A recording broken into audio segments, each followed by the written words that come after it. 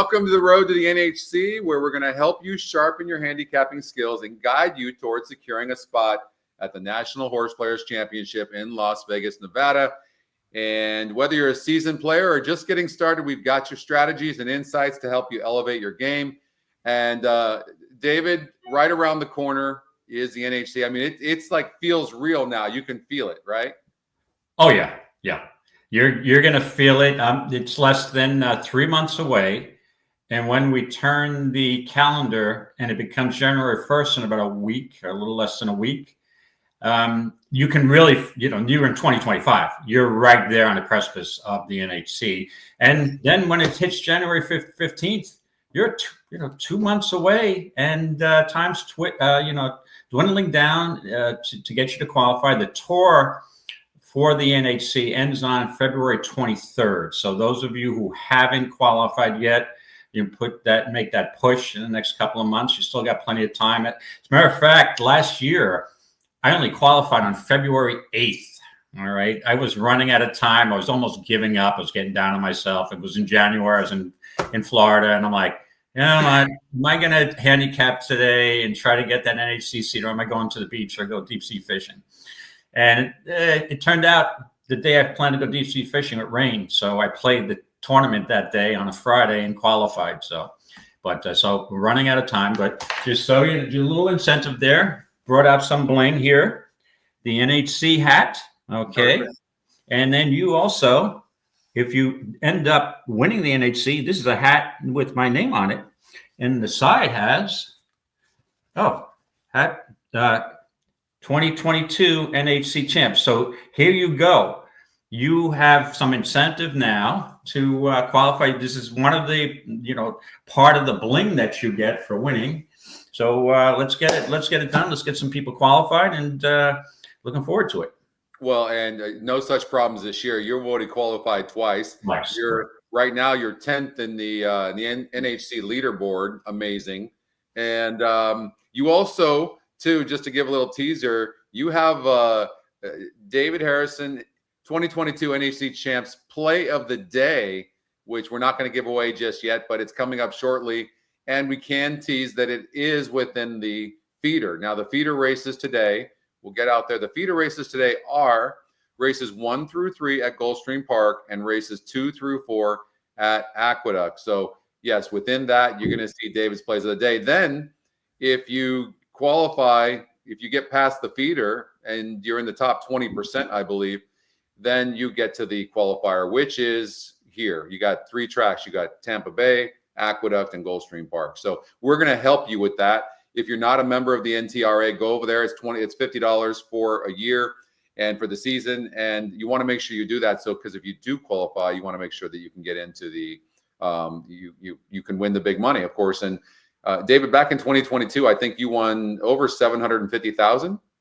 It was actually 725. Yeah, it was a little less that year because it was a pandemic year. So some people deferred. Some qualified entrants deferred until the following year. So, but that still works for me. And just a quick story. I was real close to making a decision whether I was going to defer that year because we had some family members who were ill a week or so before the NHC. And I wasn't sure if I was getting sick. I wasn't sure if they had COVID or they tested. So I was like on a bubble. So just shows you how fate sometimes, because if I, was sick, I obviously would have deferred, and who knows, probably would have never happened. So not that I would have gone to the NHC if I had COVID, but just like little decisions that you make sometimes. Sometimes fate's in your, not in your hands. So, and I would also encourage some of you that have been playing horse racing. By the way, the OGs are showing up again today. It's so great. Manny, what's going on? Tony, Kent, Selene, Rodney, Chris in the house, Joe, Callie, Nick, Patrick. I mean, it's so good to see you guys. What's up? What's up, Joe? How are you? Sylvan, thanks. No Rangers. If we talk Rangers today, the way that the state of that team is, I'm going to get the press. So let's just focus on horses today. So I want to encourage, I didn't play tournaments for a long, long time. Tournaments, just, if you play, it's not as hard. Don't let it scare you. Literally go to, just trust me on this. go to the NTRA.com for $50. Sign up for the season. Now you're a member. No other money is required of you. Then what you want to do is put a little money into horseplayers.com and horsetourneys.com. Okay, that's horseplayers.com and horsetourneys.com. And no, we're not getting paid to tell you this. And this is mythical money. So essentially, what you do is you've got, like today, we have 10 races, and in these 10 races, we have to just pick a winner. That's it.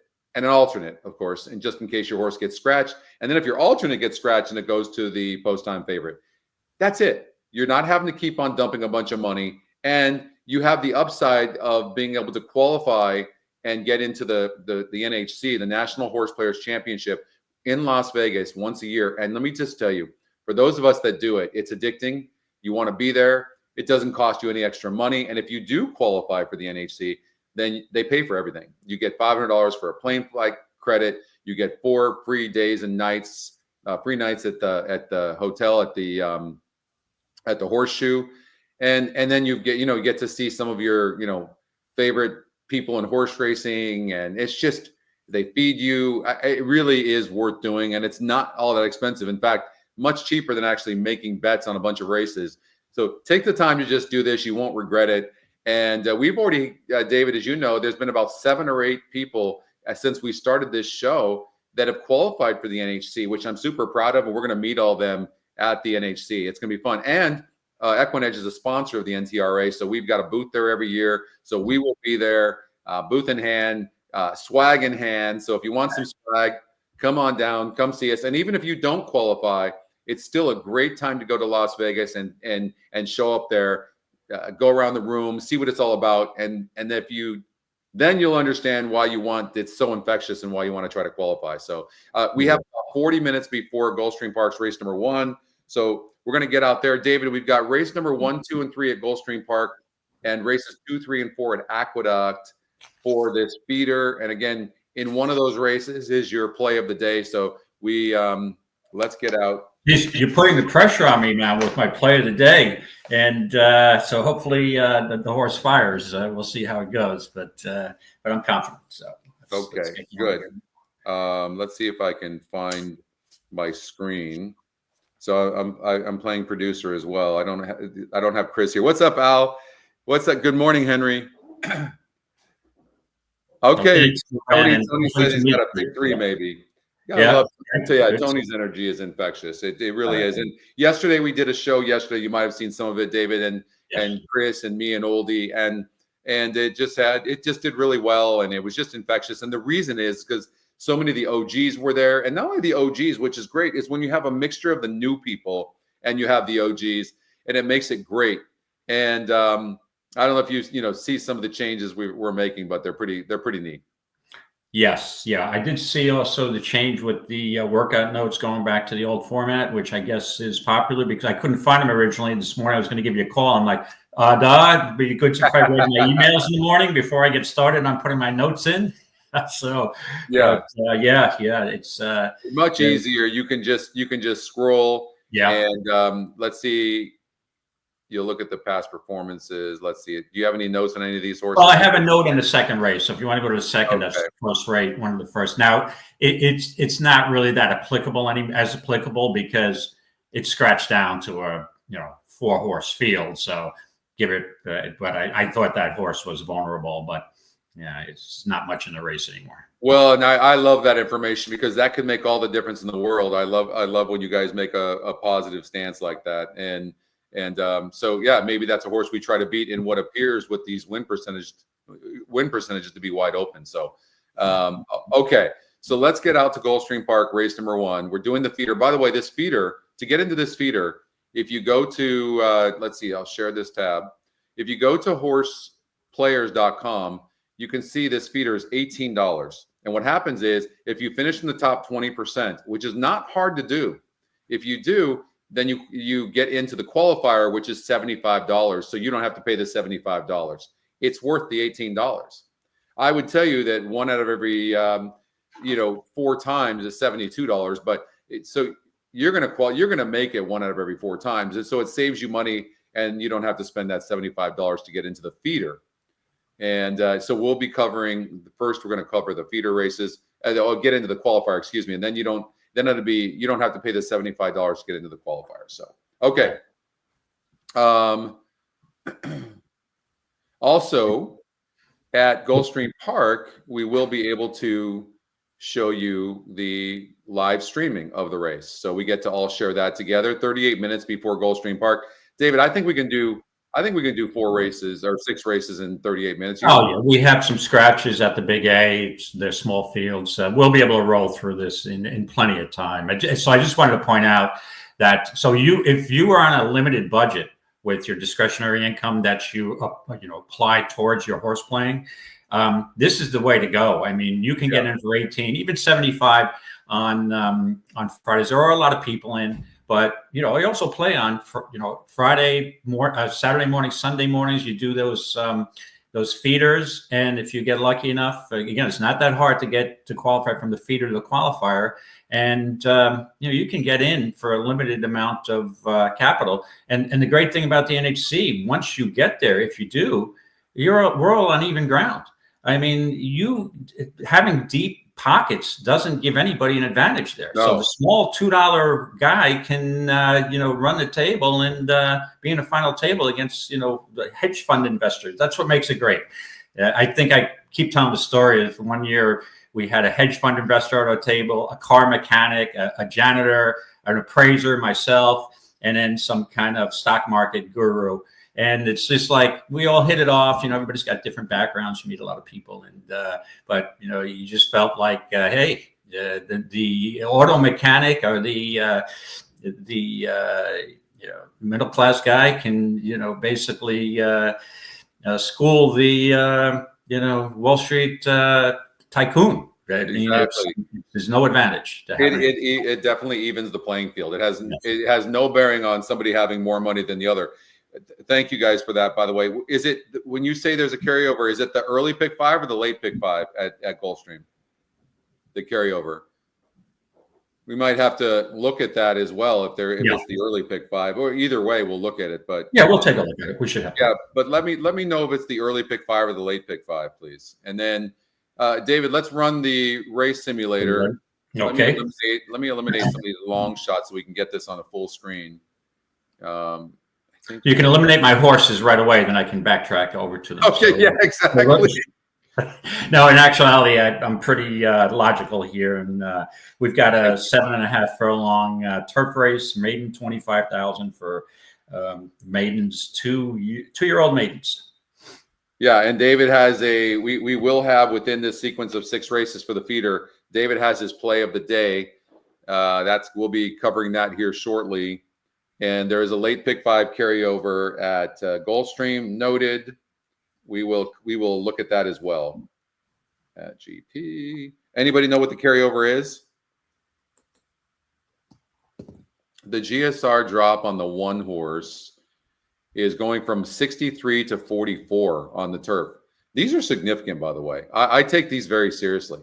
Now, where I don't take seriously, David, you'll see it almost seems like every horse drops when they go on synthetic for the first time. And so thank you very much, guys. Mm-hmm. So I don't drops on the 310 Canadian. Okay. So 227, we get 277, 227, and 310, and then Jay says 250. Well, all right, take it. Is this Price is Right? Is the Price is Right? Well, let's go with the higher number because I'm not sure what we're supposed to do with that.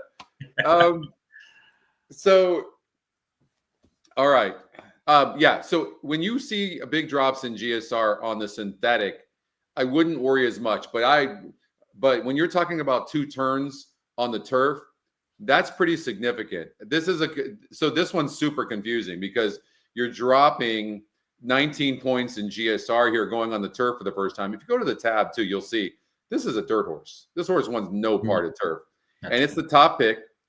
It's also a horse to watch. It's the top pace, top win, top SOR, and EE first pick. So you want to talk about super confusing because, these are separate metrics.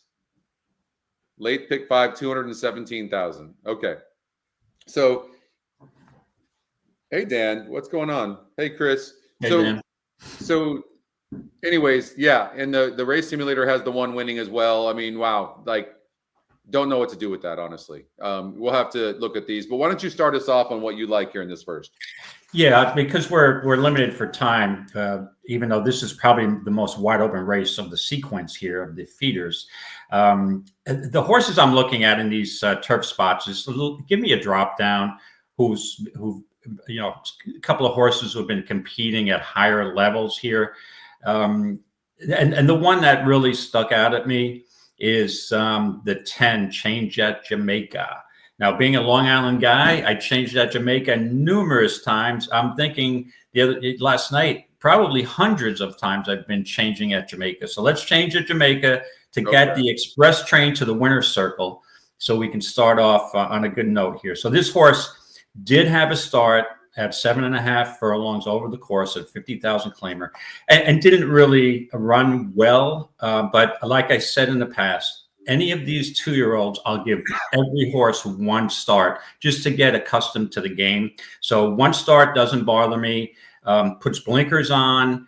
I don't love the post because the turn comes up pretty quick, but I think this horse may be in a good position. It's Tom's de Tot. I mean, it's not really, doesn't strike you between the eyes as a turf sire. However, I went through the whole field and there's really not a lot that's strike. I mean, maybe the 8 hard spun that produces more turf form than Tom's de Tot. But there was some spotty breeding in here as far as I'm concerned. I don't think this is an overly strong race. This stable, DJ Stable, they're sharp. This is Mark Cassie. I am concerned with the post, but this is a horse I want on top. And the other horse that I was looking at, and again, it's hard for me to pick. If I have 2 entries, I'm going with the second one would be the 2, Salto Angel. This is my move. First time turf, the horse debuted, going on a synthetic 2 turns, which is a conditioning start, in my opinion. Drops down, first time gelding for Safi Joseph. There's a lot there. But, I'm not sure if this horse may need another start. That Safi drops this horse so quickly to 25 may concern me a bit, but in that case, that's why I'm going with the 10 on top, and the 2 would be my second pick. How'd you see this?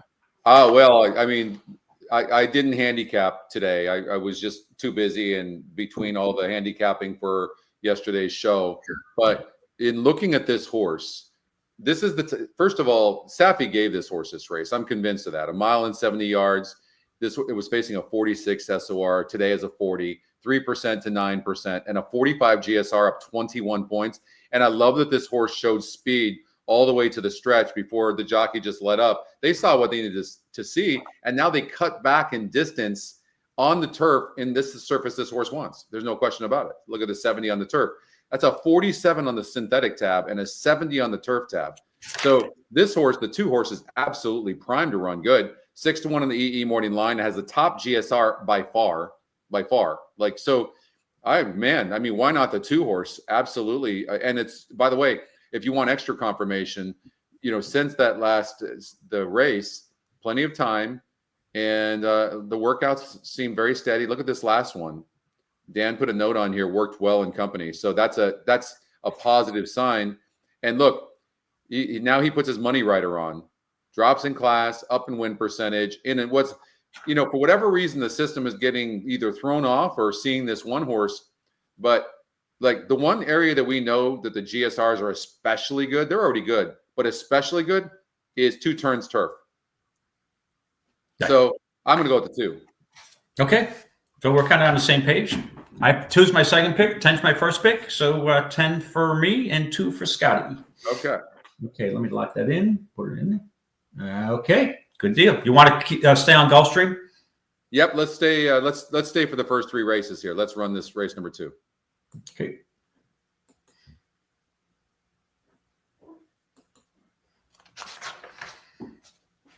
Okay, race number 2. We're on the Tapeta, mile and a 16th, going the 2 turns. None was a 2 lifetime, 17.5 claimers. And let's see, we've got rather muddled pace here. We've got Frank's Mimi with a pace metric of 64, Skill and Mischief at 62. No world beaters in here, that's for sure. I kind of struggled and went to everybody in this race trying to make a pick, and I didn't spend a ton of time in this race.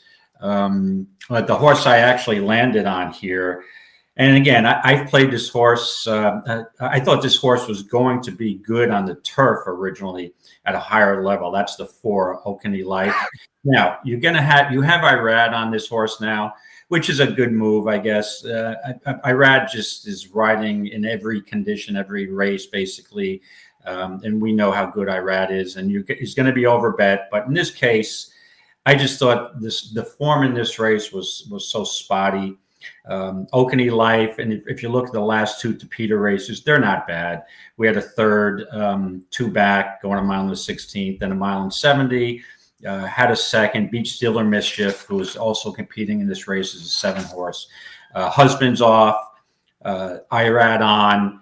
It probably looks like a good move. Irad's agent's confident in this weak spot, probably, that this horse can get it done. So give me the 4 here, Scotty. Okene Life with my overbet Irad Ortiz, but I will take it. So I'm a play against on this horse, David, for me. And the reason is there were no issues in these races. A little bit 5-path here, but small field here, got second, but was losing ground in these 2 starts. So let me let these people in 1 second. Hello. Okay, yeah, let them in. Thank you.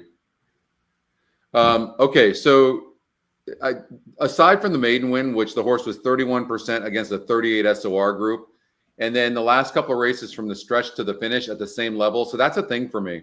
When horses are losing ground at the same level, no matter the jockey, that's why I always pull up the trouble line. Now, the horse was a little bit wide, but I don't know. This horse just keeps losing ground at the same level. And then, and again, I'm looking at this for the first time, so bear with me. But this horse clearly had some issues. 6-path, had some issues, drew the rail, seemed to be checking back. And then if you look from the last race against a little bit better at 6%, the horse had some trouble and improved. So I look at the second race, and that was the first race off a long layoff, to the next race. I think this horse is top EquinEdge pick, 32%. It looks like a decent enough play for me. I'm going to go with the 3. Yeah, I looked at the 3 originally, and I agree, Scotty, that this horse is a big contender. Third time off the layoff may improve even further. But my issue was, I don't know what happened to this horse's speed. The last 2 races, it seemed to have more speed back earlier in the year. So I'm thinking maybe this horse is not a big lover of synthetic and prefers turf, but we'll see. Yeah, more than ready. That makes sense. But and Happy Altar is a good trainer, very good trainer. And, absolutely. And if you look here, this horse has some speed, but these weren't bad. If you look at this effort, this was not a bad effort with the trouble. And you can see right here, I mean, the horse was 4th by 5th, and then just kind of let off a little bit. There was, only 5 other horses in the race, so it didn't make any sense. And the win percentage just really skyrockets. So, I would, and Saez jumps aboard. So you got a better jockey aboard. You get a better post draw. You get a race that's wide open where there's not a ton of speed. So the horse is not going to be too far back. Let's see the projected how far back. If you look at the 3, projected to be about 2.5 lengths back in a race that just seems wide open. And you have a 32% on this horse for no apparent reason. It's a horse to watch. It's 4-1 EE morning line. And, the 4 horse in might need the lead. And there seems to be some speed with the 5 horse who's going to go. And the 7 horse is going to go as well from that outside post. So I think there could be some speed to set up the 3 just sitting behind it. Saez could win the first couple of races. Or no, it was I'm sorry, that was Saez on the first one on the 2 horse. So Saez and Saez in races 1 and 2. All right, race number 3 at Gulfstream Park. Let's run this race, David. Okay. He is Chris. Okay. So the third race at Gulfstream, we got a 6 furlong sprint, maiden 12.5 claimers for Flusamera's 3 and up. Normally I just go straight to play in the qualifiers, but I think I'm going to play this. I'm liking these horses actually. I think I'm going to play the feeder. Oh, okay. Yeah. Yeah, this race now we have a scratch of the 2, who was a 7-5 morning line favorite with Irad on. And to me, this is just maiden 12-5 claimer at Gulfstream's kind of the bottom of the barrel for these fillies. Yeah. So I mean, this is a race. Full disclosure that normally I wouldn't play for money unless it was in a contest. Since it's a mandatory. I mean, I didn't know who to come up with here, so I rely on EquinEdge choices, either the Iron Shield or His Choice. So I look at those 2. And I think with the speed advantage of His Choice, the 7, this horse, there's not a lot of speed in the race. I think this horse in a weak field could go wire to wire. So give me the 7, His Choice. I don't have a lot of confidence in this race, but there's not a lot in here. So I think to me, it looked like a 2-horse race, Scotty. So I'm on the 7 over the 6 here. So the 7 would be my preferred choice, which would be His Choice. Number 7. So tell me about the 6 horse. I mean, I obviously can see that it's burned money at the favorite. It's burned a lot of money, in fact. But it was only 10% 2 races back, and it was 16% last time out, and seemed to improve just a little bit in that race against a little bit better. Now it's facing some of the, one of the easiest groups it's faced. Is it just it's enough of this horse burning money, 4 seconds and 10 tries, and you're over it?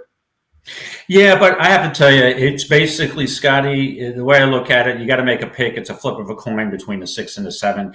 And the reason I took the 7 is if you go back, let's see, where are my notes here? I mean, this horse, it looked like the 6 maybe. I'm getting the opinion that maybe the horse is a little better on the synthetic, not by a great amount. 10 starts for the 6, only 7 starts for the 7. Not a lot of disparity there, but to be honest with you, it's to me, I just looked at it, either you're picking the 6 or you're picking the 7. So it's a coin flip either way, 50% chance. So I went with the 7. All right. So David's on the 7. Now, if you want to say the 5 has an outside chance because of the trouble start last time out where the horse didn't lift a hoof, yeah, you got a trouble line there. But you got to show me this horse can run, because there's a chance that this 5 she may not be a runner whatsoever. So, well, the one thing you can't say about that, you got a poor break and 5 path is the horse broke bat and then rushed up. And then the jockey let off. So, the horse was 6 lengths back at the second call. I mean, that shows some sort of hope. And then with the drop in class, I just would have hoped that the win percentage would have jumped up on this filly, and it didn't. So I don't know that I'm willing to trust that horse. Now, Reyes gets off of the 1 horse and the 3 horse to ride the 4 for the thrill. Is this a long shot we should be looking at? This horse is getting easier. The win percentage goes up just a little bit. In fact, I mean, it's not a bad win percentage in this tough field. But 0 for 30 maiden, I can't bet. I personally can't bet on an 0 for 30 maiden, no matter what. If you'd want to try to make a wager on an 0 for 30 horse who's 0 for 21 at the track, God bless you. And if that horse comes in, I'll celebrate with you, but not with my money. I actually wouldn't play this horse with Monopoly money, to be honest with you. So in a mythical game, it's called 7 or 6 for me. Now, I'm not a chalk player, but I'm not going to go out of my way to pick some kind of random long shot. And the way I look at it, you need some justification. You need an angle for playing a long shot in these contests. The only horse here that you have that I would possibly have any rationalization that it may have a chance because the trouble line would be the 5. No way the 4. The 4 wins. God bless you. All right. Some of you might already know this, but if I could give a teaching moment for a moment, what I look for is horses that are losing ground, at this same level constantly, like this 4, you don't use. You would want to use a horse maybe even like this horse, and that is, here's a horse that faced better. It had a 41 GSR going. It didn't want the synthetic, so they might have given this horse the race.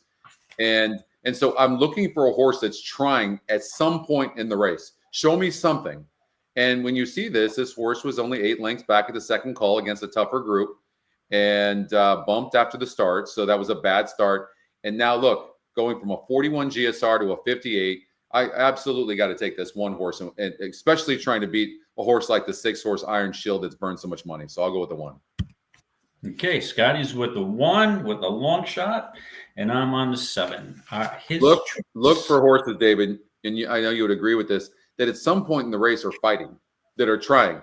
Right. And I'll take those over horses that get a third place finish where everybody did the fighting and all of a sudden they picked up a piece. You got to watch out for those third place finishers because they get overbet all the time. Correct. Right? You got the horses fighting. They're in the fight. And then there's this one, there's this one soldier that just all of a sudden gets in and like he's the hero. No, it doesn't work that way. Like show me somebody that's fighting, especially if they're fighting against a tougher group. Like the one horse, second time starter. And by the way, the EE Morning Line's 9-1 on that horse after that performance. So that's some sort of positive sign. Yes, yeah. The only thing that I'll add, not to rain on your parade a bit with the 1, but I find these bottom of the barrel maiden claimers at Gulfstream 12.5 and to be pretty formful. And it looks, if I go back, and again, I don't have the stats at my fingertips, but it usually is a horse that looks pretty logical. In this, some of these horses just can't run. So we'll see how it goes. But I will say this about the 7 horse is that it draws a better post, and so it can sit on the outside. Now, whether this horse can rate or not, I don't know. And if it can't rate, then it's going to be in trouble, and it's going to be the 6 and the 7 are going to be the favorites. They are 68% to take this race, and the 3 isn't much better, and it's 17%. If they go flying to the lead, now the 7 looks like it's going to have the lead. So if it gets an easy lead, then it will probably win. I could see taking the 7. The 7 makes a lot of sense clearing on the lead. The only thing I will say, well, that was 1 mile and 70 yards. Yeah, I was going to say this race here on 9:15, the horse had the lead before just stopping. But, I would say the 7 is on paper, the 7 is the horse to beat. But I'll take the 1 that, could go off at 15-1. But, right. Yeah. You'll get a price. You will absolutely get a price on that. And I'll be getting 7 to 12. Yeah. Yeah. You're if you take the 7, it's not a bad, no pun intended, it's not a bad choice because you'll get 9 to 5 possibly because people are going to be wasting money on the 6 horse again. Right. So the 6 or the 7 are going to take money. Yeah. So yeah. And the way I look at some of these feeders, sometimes they're small fields, and I just pick a winner and move on. I don't have my typical long shot lenses on and the blinkers on, just looking for a price. I just want to try to get in that top percentage so I can advance and save a few dollars. Yeah. Thanks, Mike. Merry Christmas, guy. Okay. There we go. That's in. All right. Let's go to Aqueduct race number 2. And we have 5 minutes, and this won't be difficult because they're very short fields. So Aqueduct race number 2. We have 15 minutes because Aqueduct race number 1. Oh, you're right. I'm sorry. We have 15 minutes, so we have plenty of time. So let me take a deep breath. There we go. So I can relax and really get into my over-analysis of some of these races. This race was kind of compromised here. The fun was taken out of it, in my opinion, with the scratch of the 4 and the 5, because I was all over the 5. That would have been my single of the day. And I would have probably gone and opted for a couple of horizontals using that horse. But now I'm out of the horizontals. I don't think there's any value left to it. So now I'm kind of reached for a play here. I did have a note in the system against the 1, Beta Go Go Go. I just don't want a horse who's 1 for 18 lifetime with 7 seconds. And now, granted, this horse has rounded into form lately with 2 seconds in the last 2 starts at 6 furlongs at Laurel. And previously to that, broke its maiden at Laurel on a turf sprint, 5.5 for 20. So this horse is in pretty good form. But I'm wondering what the competition is like down there. I think now it was a more difficult spot, but now with the 2 scratches, this horse may be more of a player. The 2 has a ton of speed, but looks like a stop and pop type of horse, pop and stop type of horse, 1 for 17. Likely this horse will be on a lead and then just pack it in late. And so the horse that just looks so logical to me now off with the scratches is the 6, Ali, first time off the claim for Michelle Nevin. She's got Kendrick, comes back, stays on, Gelding, first time. This is the weakest. Let me see what the SOR drop, but I mean with a very small field, I don't think it makes much of a difference. But it just seemed like with this outside post stalking, has positional speed, can lay off that cheap speed, and I think this horse is a real logical favorite, and I am going to stake my claim with the 6 LA. LA, okay. LA.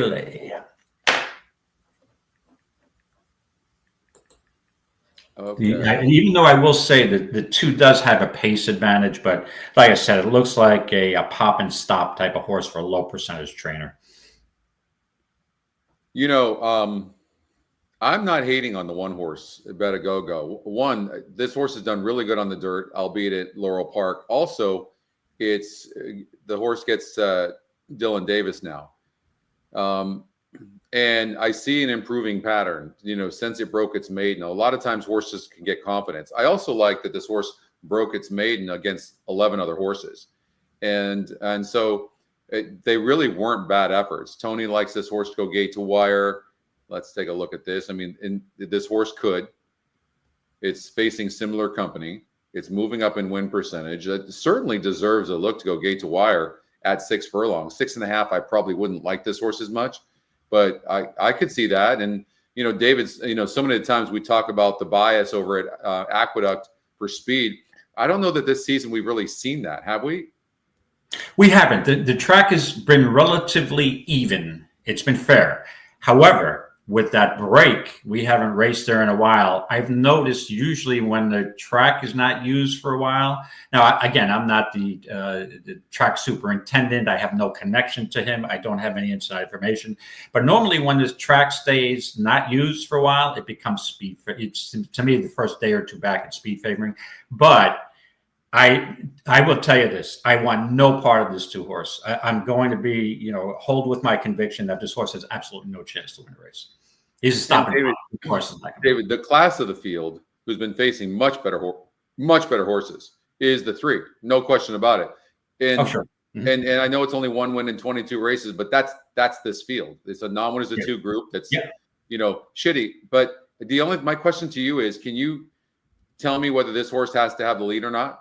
On the drop-in class, can this horse find a rateability? It's questionable because if you look at his PPs, when he does rate a little bit, but does kind of packs it in late. He's got a race back on May 12th at on a good track at 6, where he did make up a little bit of ground and lost by a head. But was that the case of the horses in front of him tiring? But yeah, now this horse is dropping way down in class, and to me, the 3 is a much more likely winner than the 2, in my opinion. See, what you have to do in situations like this. Here's how I judge horses on the drop. I'm going to go away from the 3, and I'm going to tell you why. This is a thing that that works for me, and that is in the drop-in class. Where was the horse in the stretch? So you can see here, the horse was 4 lengths back in the stretch. Here, the horse was 9 lengths back in the stretch, and now drops. To me, that's a fire sale, and I won't play horses like that. I wanted to see this horse 2 lengths back in the stretch and then losing by 10. That tells me a lot. The fact this horse is stopping at the half, something's amiss, and so I would play against that. I'm going to go with the 1 horse, David. Okay, ready to go. The horse that I said it has, I thought it was a very vulnerable favorite, but we'll see. I'll bet you a cup of coffee that the 6 beats the 1.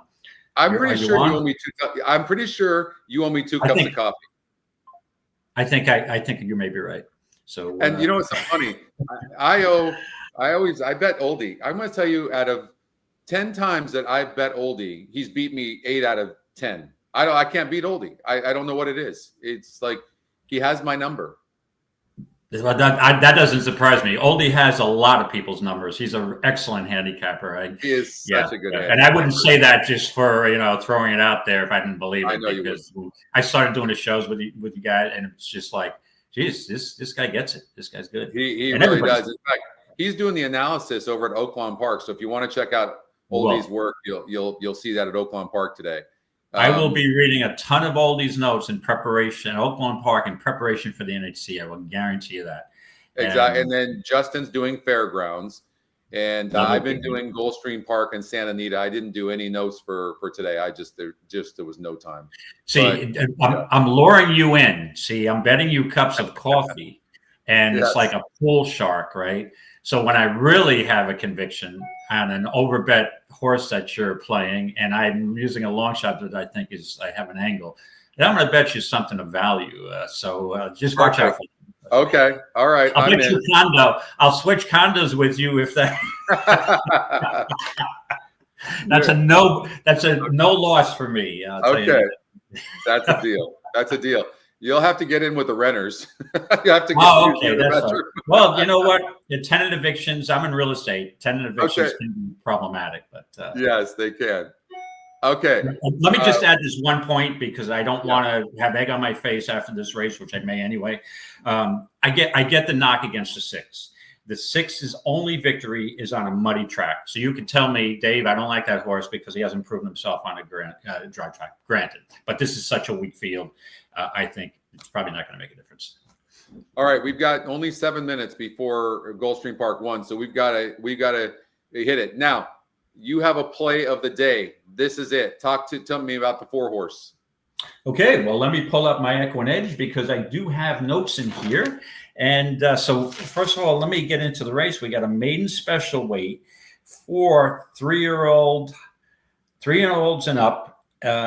And we've got maybe some talented horses in here. We've got a 425,000 Audible and Letter Perfect.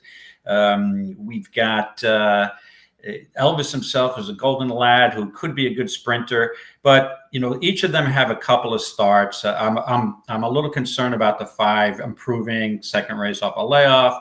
It's logical. Blinkers on for Rudy, a logical horse, but the horse that I think really has a big shot here, and I landed on ultimately, is Tomorrow's Wish. Okay, a couple of factors, and if you go into EquinEdge, you can read my notes, but I'll sum it up in a nutshell. The one race that really sticks out at me right between the eyeballs is the October 5th race, the mile race, where this horse showed a little speed and then finished 4th. Okay, you could say, Dave, that race proves nothing. Not necessarily so. I love 3-year-olds developing who get conditioning races. To me, that's a conditioning race. Mm-hmm. So the mile gives the horse a little bottom, in my opinion, and then the cutback. Now, the cutback could have worked. The horse was bet last time down to 3-1 with Carmouche again coming back. And you can throw that race out, in my opinion, because if you looked at it, it was a terrible start, stumbled and bump start. Granted, it was only a 5-horse field, but the horse did take money. It was 16-1 in the prior race in a 7-horse field, was bet down to 3-1. I love the conditioning angle. I love the blinkers on. This horse should show a little more positional speed. The 6 is most likely going to have the lead, but I think this horse with Kendrick stalks, and I think can take over. And I think that this horse has got a big shot at a decent price. Now, it's a less of a price with the scratch of the 2, who was a contender, but still, you get a solid price, probably 3rd choice, maybe 4th choice, and that's the 4 Tomorrow's Wish. I have to take this horse, obviously, because it's your play of the day, but also I honestly like this horse as well. And the reason is, when you told me about this, I looked.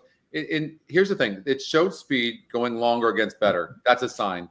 Then it cuts back in distance and drops 10 points in SOR. I would have loved this horse. GSR drops a little bit, but that's not significant. Win percentage goes up, but the horse stumbled. And so I have to give it another chance. If it doesn't run good today, I wouldn't bet it with your money next time out. Right. But this is the one chance. Right. Yeah. If they lose today, you're out of here. Yeah. But we have to give it another shot because it stumbled. And the other part of this is you have to look at the other horses. Yeah. The one horse is only 12% to win, but it's 6-5 on the EE morning line. Like, I mean, so if I'm playing a pick 5, I'm using the 1 and 4. I have to use the 1. Very rarely you see this. Watch this on the race simulator, David. Watch how the 1 just absolutely makes up a ton of ground. Gets Dylan Davis. Dylan Davis could have a hot day today, by the way. But watch this right here. Like, you can see this 1. That's just, you don't see that all the time. 6-5 on the EE morning line. Top EquinEdge pick. Look at that horse. I mean, it's flying. So I think that's the horse that we're going to have to watch out for. And the reason is it's a second-time starter. Like it broke 8th of 9 horses, and it's still only lost by 2 3/4 lengths. And now it ends up there. It's dropping 10 points in SOR. Win percentage goes up. GSR goes up, and let's see. Anyways, I think it's a horse that maybe should be considered, especially like where does the 6-5 EE morning line show up on a trainer that's 10%? I just remember I was saying on the show yesterday that when I'm looking at the EE morning line as a tell, I want to see the low morning. So I sort the morning lines. It's one of the first things I do, David. And then I want to be able to look and go, well, that doesn't look like a 6-5 morning line. Those are the ones that I'm looking to play. Right. Not the ones where the system, like this is a horse that's 6-5 in the morning line as well, but it looks like a horse that everyone's going to bet on paper. And it'll continue to probably burn money and lose. It's had easy leads and stopped. It's cutting back in distance, but it still just stops. It could have a breathing problem, whatever the case may be. This is a horse I'm trying to beat all day long. Correct. Whereas this one does not look like a 6-5 morning line, and that's the one I'm paying attention to. So for me, it's I'm going to use the 4. I'm going to support my good friend, and but I would be worried about the 1 horse a bit. Yeah, I'm not really worried. Well, not to say I'm not worried. The 1 could fit here, but my concern was coming from the synthetic. That's a long layoff. And what's the strategy for shipping this horse up north? I mean, if you thought this horse had ability, wouldn't you keep it in the Gulfstream? Even though the purses are decent, you're racing for 90K here, but I'm thinking a horse may need more distance, and this may be a tune-up race, this sprint, with a goal to stretch out 2 turns. The GSR does not suggest. Well, when you look at but the GSR is fine. Yeah, no, the GSR is fine. The GSR, in fact, is going up. But you're right, though, about that. Like when you look at the GSR Plus grid, it's showing, more of a distance horse. Hopefully the 4 wins, and the 1 is flying up for second. But based on the race simulator, you know what I mean? Sure, that works for me. I'll be happy with that result. Okay, we have race number 4, and we have to boogie. We've got 1 minute, so just tell me about race number 4 at Aqueduct. Okay, I went with the speed. It looked like the first race went wire to wire. I would assume that Willie Mega Million, who I actually liked going wire to wires. I'm just going to go with the speed here. It looks like it may be a speed favoring track. Your speed is the 3. Follow your arrow. Broke his maiden at last 7 furlongs at 30. It takes the proper drop to 16. I don't love horses breaking their maiden, coming back first time out, but it looks like the lone speed, so I'm willing to go with it. The 3, follow your arrow. Okay, the 3, follow your arrow, and I'm going with the 3 horse as well. Okay, and I hope you can. Yesterday's show, nobody could hear. Tell me if you guys can hear Samantha. Can you hear her? Okay. I can hear. Okay, that's a good sign. All right, maybe I don't know what it is. It doesn't seem to be anything on our end, but thank you, Chris. Chris gave me the opportunity to be able to do it, but it looks like we can do it. Okay, thank you, Chris. This should bode well for him. Now I need to see something a little bit more early for him, but it is hard to debut going 2 turns. But it looks like you can hear this okay, right, David? You guys can hear it? Okay. Yeah, it looks like perfect. As they are approaching the starting gate for the Friday opener. I don't know what Ross means by rubberized. I mean, Woodbine is a synthetic track. I don't think you can call any dirt track rubberized. Ross? In the late pick 5. Good luck.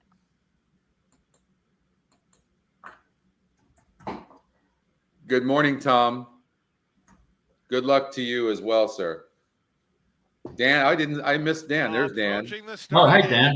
What's up, Dan?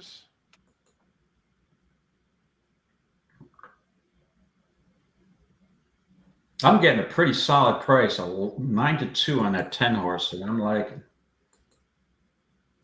that a bit. On who?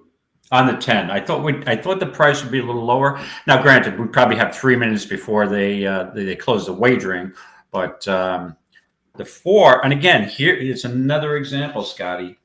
the 4, who, again, I mean, has got a shot here as a first-time starter. But is there any way you're ever going to be at the NHC and take 9-5 in a race like this? No. The first-time starter. It's IRAD money. And this is also Safi Joseph money that seems to be taking more money than the other Safi horse. But, I let this horse beat me 100 times out of 100, this 4 horse. Yeah. And for wins or wins, I don't want any part of that. I'm on the 2. You're on the 10. The 1 horse is on our system. The system loves the 1 horse, but it's dropping big time on the turf here. Be very interesting to see how the 1 runs. Hey, Tom O'Connor, have faith, my friend. Don't say it's very unlikely. You have to have positivity. My daughter told me that. You're going to qualify. You will qualify shortly, my friend. And I will be the first guy to congratulate you at the NHC to come over to the table when you make it. Sometimes it's about mindset too. It's, you channel and you have positive and don't let the negative get in the way. It's worked for me. I was always like a glass half empty guy until my daughter got a good talking with me. She whipped you into shape. She whipped me into shape. Like, you got to go into a contest like that with totally positive thoughts. And look what happened when Correct. she did that. Right. Now I owe her 25% of my benefit. Yeah. Good luck, everybody. Let's get it home. Wins the break and goes looking for the lead down at the rail.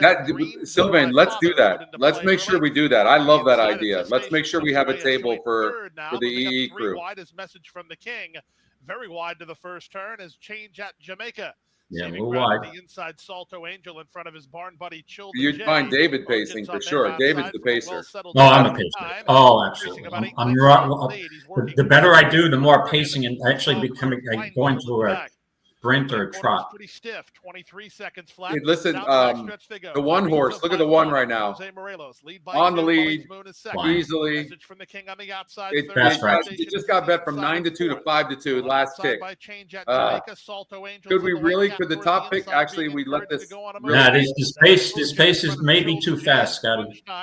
I hope. Back McCurgan and Weingold.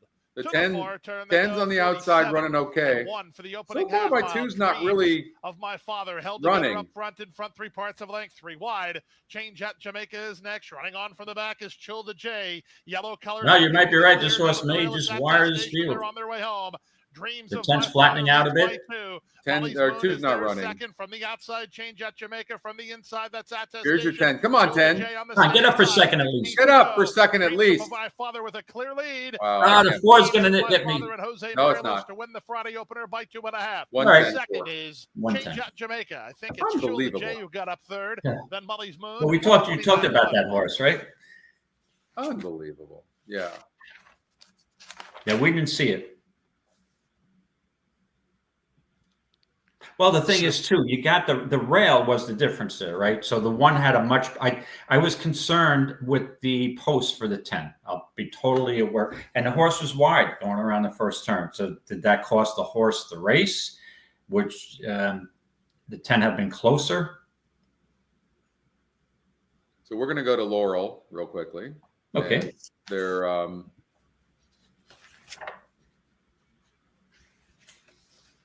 I personally can't play a horse like that.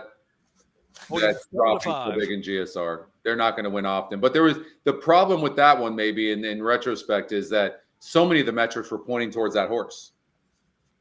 It wasn't one metric. It wasn't just the GSR. Like, that was negative. The rest were positive. Top pick, top win percentage, top this, top that. Al, Mike, I'm going to answer your question. The win place thing on a 9-2 or 4-1 shot's just not my speed. I needed the place for the contest. Very fast away. Up in Flames and Sir Mick and Hot Pursuit. Place will get you $2. Draw, then Buoyant is next, and in between horses there is probably 10 moving up as part of the speed as well. Out 4 deep, and Schrader out there 5 deep down the backstretch run. Bangkok Bob is riding the inside, only 3.5 from the front. As Kissling is second to the last. favorite is the And 2-horse Freedom Bangkok Stance on the Bob, inside who's of the Kissling. EquinEdge second Heading pick, into the but turn struggling now. on the rail. Inside is The Sir 4-horse Mick with is the Buoyant. top Sir EquinEdge Mick pick goes at on top with win it from percentage. Buoyant. Horse to Another watch. 2.5. Schrader, Bangkok Wins Bob. the race Bangkok Bob simulator, down to the inside. but Just taking is that struggling third a spot. bit. Up in flame. Battles along in between Actually, here horses. comes the Kissling 2. is starting to roll on the outside. Here comes Kissling Red Cap. The EquinEdge Top of the long stretch shot now. is Bangkok struggling. Bob The 7 gets through the Kissling is dream moving. run from Sir Mick and Buoyant on the outside. Kissling even farther out. Then up in flames, 7's giving going it to a win the good race. battle too.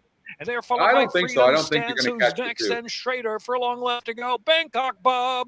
Bangkok Bob opening up 2.5, almost 3.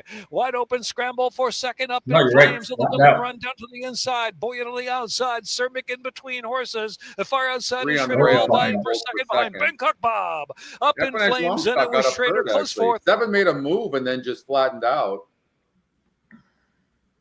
Bangkok Bob. Wasn't there a song about Bangkok Bob?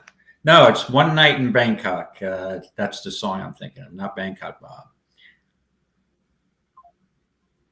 So, all right. 2-1 morning. What we end up getting?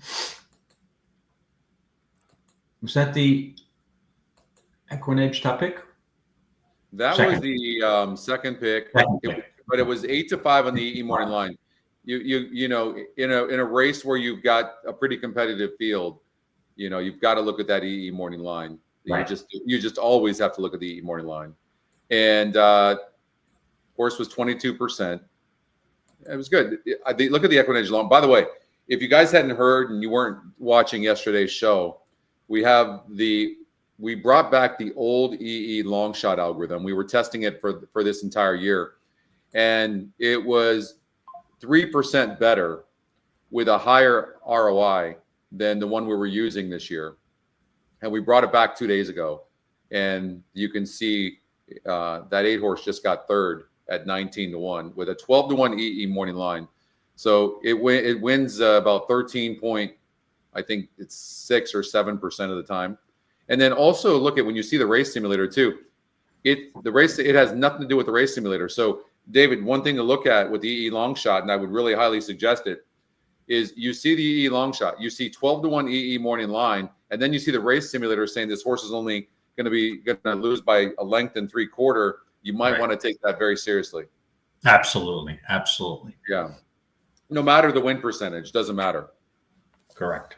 Right. So, all right. Aqueduct's coming up in a couple of minutes from now. Do you want to hit up a qualifier? Sure. Let's go to, let me just get into my horse players app here. And so you want to do the 6th race at the Big A? Let's do it. All right. So this is a race also. And again, I apologize to everybody out there. Was working on the notes this morning for Aqueduct, and 3 of my horses that I had notes on scratched, and I couldn't backtrack because we're doing the show and I had to prepare, so I apologize. Yeah. It would have been more notes in tomorrow. And races off the turf. Races off the turf and scratches are just the worst for a handicapper, especially when you play and you've got races off the turf. Good morning, Dave. Okay, speaking of the NHC, I'm sure we're going to see Dave there. Dave Duncan. Yep, we will see him there, I'm sure. We need to make sure that we secure a table or 2 next to each other for EquinEdge people. I know you have your table with your set guys, I think already, but if you have a minute, it's not been a good year for my table mates. No one who my 4 or 5 guys, no one's qualified yet. And unfortunately, one of my good buddies had a heart attack a couple of weeks ago, and he's recovering at ICU in Queens, James. So say a prayer for my friend James. He's doing better. I talked to his girlfriend yesterday, and so anything I could do to help him qualify. Hopefully he recovers and gets to the NHC. And my other guys haven't qualified. So even though I'm superstitious, I may be sitting at table 11 and coming back and forth. I don't know. Do I get a perk and maybe get 2 tables? Because I'm going to sit with the E guys, but maybe when it comes down to nitty gritty, I'm going to go back to that table. I'm just very superstitious with stuff like that. All right. Well, everybody will know where the where the former NHC champ will be sitting. No, I don't know about that. Table 11. Table 11. Okay, so let's rerun this race. And for me, air fryer, Russ. I love the air fryer. But you can't live without a microwave guy. Easier. Well, you can't live without a microwave. But Yeah. but I use the air fryer to make steaks, amazing steaks. But I've got the air fryer down. But I don't know that I could choose between them. Honestly, I mean, Really? I think if you were forced to only have one of them, you have to have a microwave. So Yeah. I'd probably have to choose the microwave. I'm not a big fan of the air fryer, to be honest with you. Why? Well, why? Because the only thing I eat is in the microwave is frozen pizza. You can't do frozen pizza. in the air No, fryer. that's not true. You could put frozen Can pizza you? in the air fryer. Absolutely, you can. Yeah. All right, don't I'm a cheap guy. I'm a cheap guy. Air fryer. No. You're just so old school. You refuse. It's taken like 2 years to get you to get in and delve into EquinEdge. Like you are old school as they get, which is that's not a dig either, by the way. I just Yeah, I mean, I'm definitely old school. I'll tell you, I'm one of the only guys who, when I'm at an office and I do some part-time work, consulting work in my profession, a couple of days a week, couple of days a month, I go out to lunch, and what do I buy? I buy a newspaper, and then I go and read my newspaper at lunch. So everybody asks me, it's like, geez, newspaper. These people still buy newspapers? I'm like, yes, I do. I'm tired of looking at my phone, tired of looking at my computer all day long. It's just a habit. So I will pick up that New York Post and read the sports section about my beloved Rangers, Giants, and Yankees. yeah.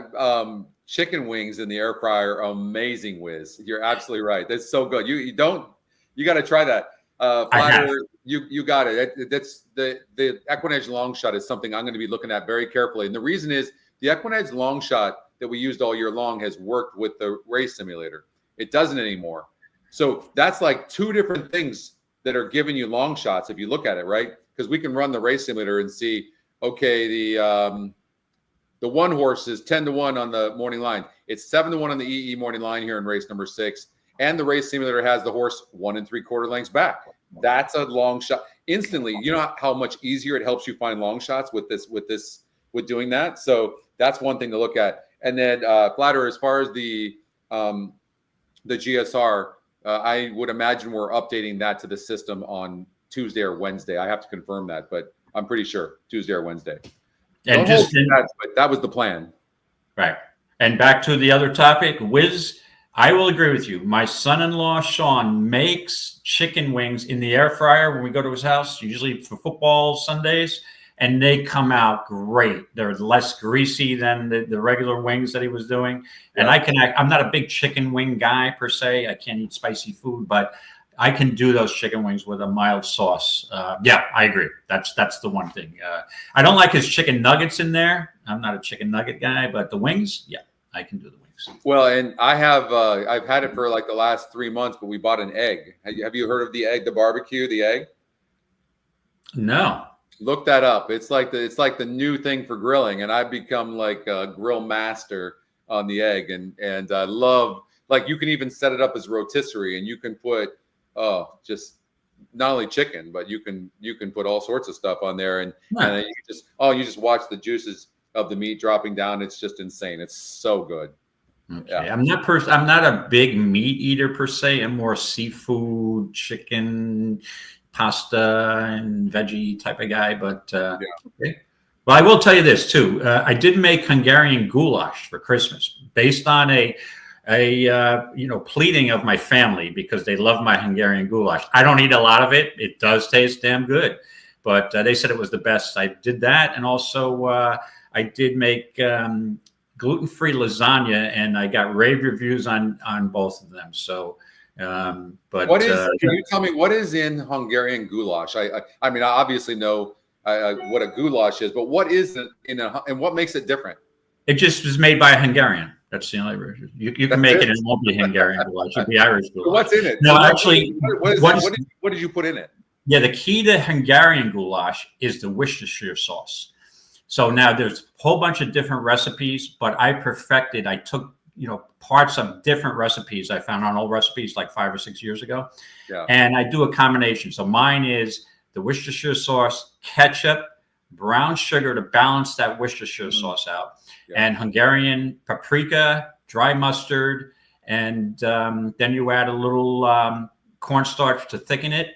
And obviously, I brown the meat with some minced onions, and it comes out. Again, it's you got to tweak it a little bit because sometimes I don't follow the exact recipe. I just taste it and like, oh, it needs a little more of this, it needs a little of that. So yeah, but it's the Worcestershire sauce. Yeah. Okay, I have the red Kamado Joe whiz, and the red egg, and it drives Anna crazy. She wanted the black one. I'm like, no, it's not as good. I need the red one. And it's there's so many things you can do with it. There's so many, you can go on YouTube and you can learn so much about how you can control the air temperature within it, like searing some of the meats. It's really incredible. Like, right. Yeah. And the Hungarian goulash needs to be in a slow cooker. It takes about 8 or 9 hours, and you get those beef chunks like for a stew, and it comes out really good. Is that really a thing, Sylvain? Worcestershire sauce, which is, try to say that 10 times, is great for horse colic? Come on. That's a new one. It's good. It's not great for my indigestion. I had to take another omeprazole last night, but it went down. I think I put a little too much Worcestershire sauce in based on my yeah. Okay. Now the show's just lost it. Okay. Let's see here. All right, we might as well get right to Aqueduct. We're talking about food now, and we got a race going off, and we'll get to the 6th. Yeah, we're gonna, let me see if I can. There we go. Share this tab here. Okay, remind us who you're on. Okay, this is the 2nd at the Big A. You're on the 6th, and I'm on the 1. 6. Yeah. Wow. And I have to tell you, again, we got about a minute before. But if you told me the 1 was even money against the 6 at 5-2, I thought those roles would be reversed. Wow. I told you we had to watch out for this horse. Well, you're going to owe me a cup of coffee after this. Not to say that the 6 of the 1 has to win. The 6 will beat the 1, guaranteed. Cup of coffee. Guaranteed. How about forget the coffee? I'm a little more convinced here. How about an adult beverage of each, your choice or my choice? Okay. All right. I like that 10,000 bottle of wine by glass. I only think it's 1,500 per glass, but it comes from France. What is it called? Dan needs a 3. It's setting up for a 1-6-3. That's what it's setting up for. I can see it now. This, in my opinion, is setting up for a 6-3, and I guess by default. You don't even like my 1 for second. You're just rude. 6-3-2. I'll predict. Your 1's off the board. Okay. I would say 1-6-3. Try Okay. that. I'm going to say 6-3-2. The cheap speed will hold on. There's no speed. The cheap speed from the rail is going to hold on. The 1's going to try to chase the 1 and just die completely. But it is only a 4-horse field, so it's easy to analyze these things. So we'll see. So 5-2, I have to put a little wager in. I think that horse, you can say, I've got an overlay in a 4-horse field. I think 5-2 is an overlay. So I just put a small entertainment wager on it. All right, and they're loading in. Yeah, it's never a good sign when the horse. It's never a good sign when the horse doesn't want to race, Dan. Can you change your play real quickly? No, well, actually, the 3 has a good workout too. That a bullet workout. So I would, I think I like the 3 better than the 1. To be honest with you. One's really complicated. Yeah, 1 broke. Then they're off. And we knew the 2 would be right there. 6 is dueling. Not surprised that the 1's in last right now. Sorry we can't show you the race, but right now, not surprising at 8-1, longest shot on the board. The 2 has got the lead, and I think Tony liked the 2 to go gate to wire. Right now, looking pretty good. 6 horses cruising at 5-2. Aaliyah, Aaliyah, and the 3-horse Dan's horse 9 to 5 sitting nicely. Really, the one's running very good, about 4 lengths back right now under Dylan Davis, and he seems to have a lot of horse. He seems to be loaded with horse. In fact, I think you're going to owe me this specialty drink. I don't think so. Kendrick's going to put this horse down. No, it might be a speed favoring track. He's right. The horse I said is a pop and stop. It's a speed favoring track today. If this horse wins, you're not catching the two. Nope. At 8 to 1. What is wrong with us? Lone speed, but I thought the horse, and I will tell you, if this horse can win, it's got to be a speed favoring track by that amount. So I think the first race, Willie's on with us still. The first race, Tony can go wire to wire. You did. Tony called that. Very good, Tony. I'm actually really surprised. You know, you influenced me there. It's really bad of you, because I wanted to like. If you would have liked the 2 at all, I'd have been all over it. It's 7 to 2 on the EE morning line. You love horses like this top pace. How did this 20%? It's not like the horse is 2%. How did we let this horse get away? Only because I didn't anticipate a speed bias like this. That's like it's really bad of us. Like, it's just really derail. bad. So we had Scotty. We had 2 horses at Aqueduct in the first 2 races that went wire to wire. The 2-horse now, you would think, goes back to its form. It would start losing a little ground here. Even though it won, this horse is drawing off. This horse was never challenged. This wasn't easy, but it leads me to believe this is a total speed favoring track. Well, look, the race simulator didn't have the horse losing by, but a length and a half. So if it's the only speed in the, I'm mad at myself. This should have been an easy one. In a race like this, we're not supposed to. We're not supposed to take the favorites. We're supposed to take a price that has a chance. Well, that was bad. You took the even money shot. I took the 5 to 2. Well, I thought your horse was going to go off the favorite. By the way, you owe me your horse. Oh yeah, my horse. Yeah, I should actually buy you two beverages of your choice based on your poor performance. Walking and just tiring. Yep. Yeah. But no, just huge. Tony never even had to worry. That horse was cruising. Yeah. I guess the 6 just didn't like to be gelded. That's the way I'm going to sum this up. Well, first of all, if you didn't know this, let me just give you a stat. Horses that get gelded only win 11% of the time. 11%. Just so you know, that's a fact. So, like, a lot of people, too many people are betting geldings, or not geldings, but horses just get gelding.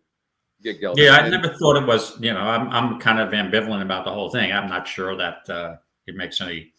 Obviously, if the horse is a bad actor, you've got to do something if you want to keep the horse running. Yeah, that's a good point, Chris. Top pace, top GSR. Really stoked for you. Well, you would think. You would think that you may run faster as a gelding, but I guess you'd run faster if someone is trying to geld you. So, right, you would run the horse. That's a surprise to a horse. They don't know they're going in to get gelded. Dan's actually right. Horses second off the gelding are the ones I watch for as well. Like, that's what you want to look for. Let's see here. All right. Well, I'm happy for Tony. That's okay. Yeah, good going, Tony. Now, listen, in a 4-horse field, you get $19.80. That's sick. Right. And I've gone down this path before. And if you look at just the EE, I'm looking at it right now, the pace advantage. When you're about a 20 to 25 point pace metric advantage, it gives you the justification for a play just on that alone. And so there you go. And you got 8 to 1, the longest shot in a 4-horse field. So we might have been going with the, you ever heard the axiom, longest shot in a 4-horse field. There you go. You got your longest shot, you got your lone speed, but it's a low percentage trainer and a low percentage jock at this point. So, and a weak field. So, no, Gary had that as well. Nice going, Gary. Super happy. That is awesome. Tony called his shot, and then Rodney's alive. Good stuff. All right. Okay. We have time to go to the 6 because now it makes my pick even more solid based on watching that race. I don't have to spend a lot of time on I'm this. going to be watching speed very heavily after that. So, okay, let's run the race simulator in race number 6. This is the first race of the qualifier. Right. And for those of you following along, if Race 6, I have a note in there on the 2-horse Chuck Willis.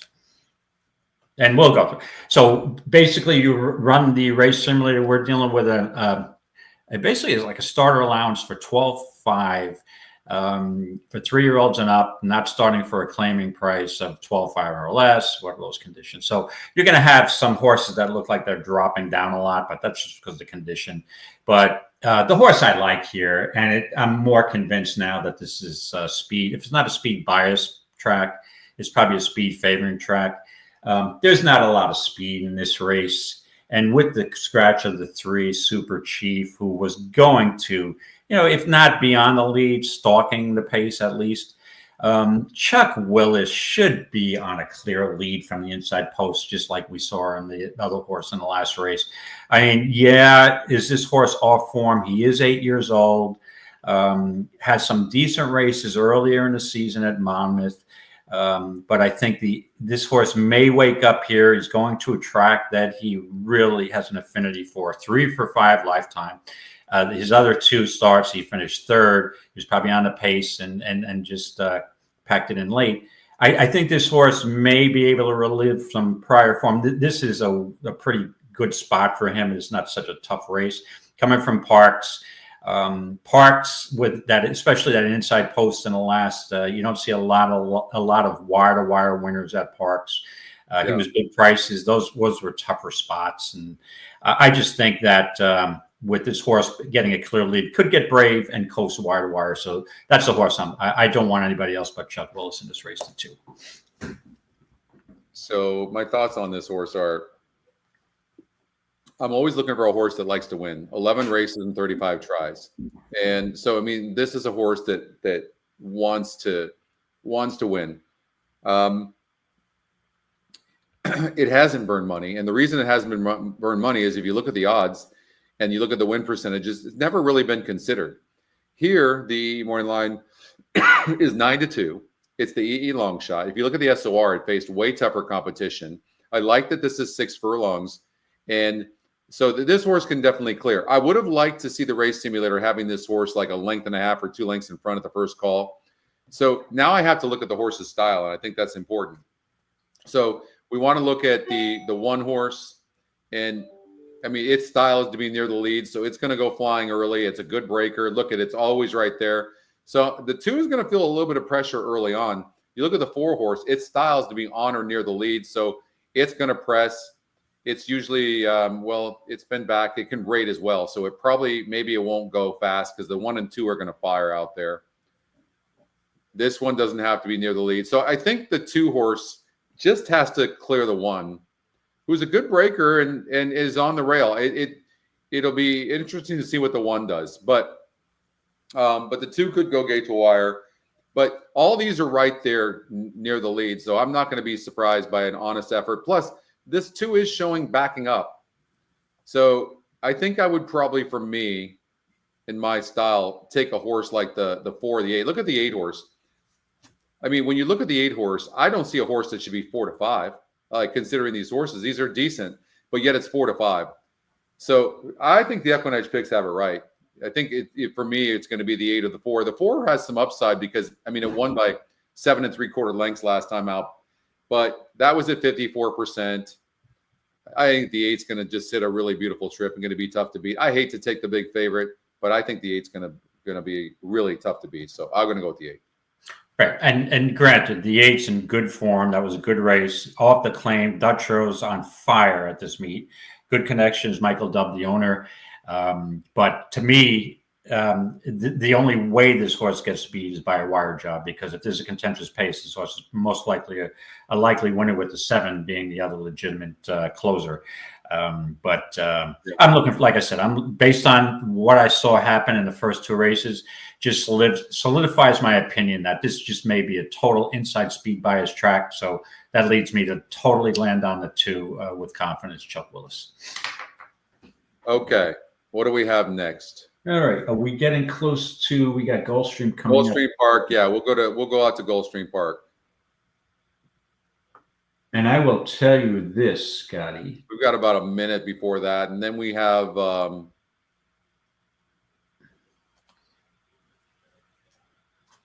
The one thing that sticks out to me about the second race, in all honesty, is that I would never take a wager on Oakeney Life at 6-5 in a million years.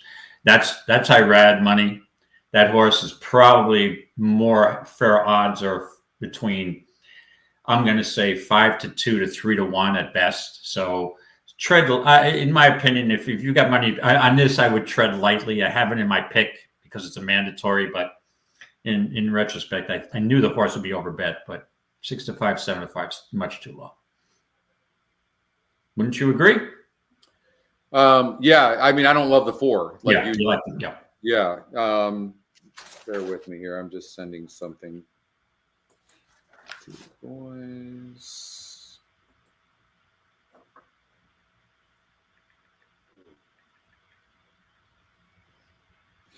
All right. So, okay, I'm looking at the leaderboard and the feeder.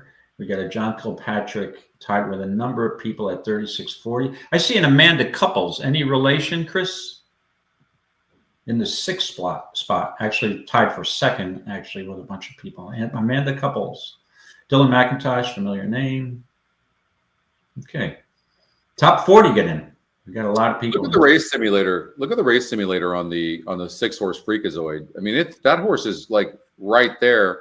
And why not? It's, Morales, I always say he just, when he gets opportunities, he takes advantage of them. He's a very capable jockey and goes to a new trainer.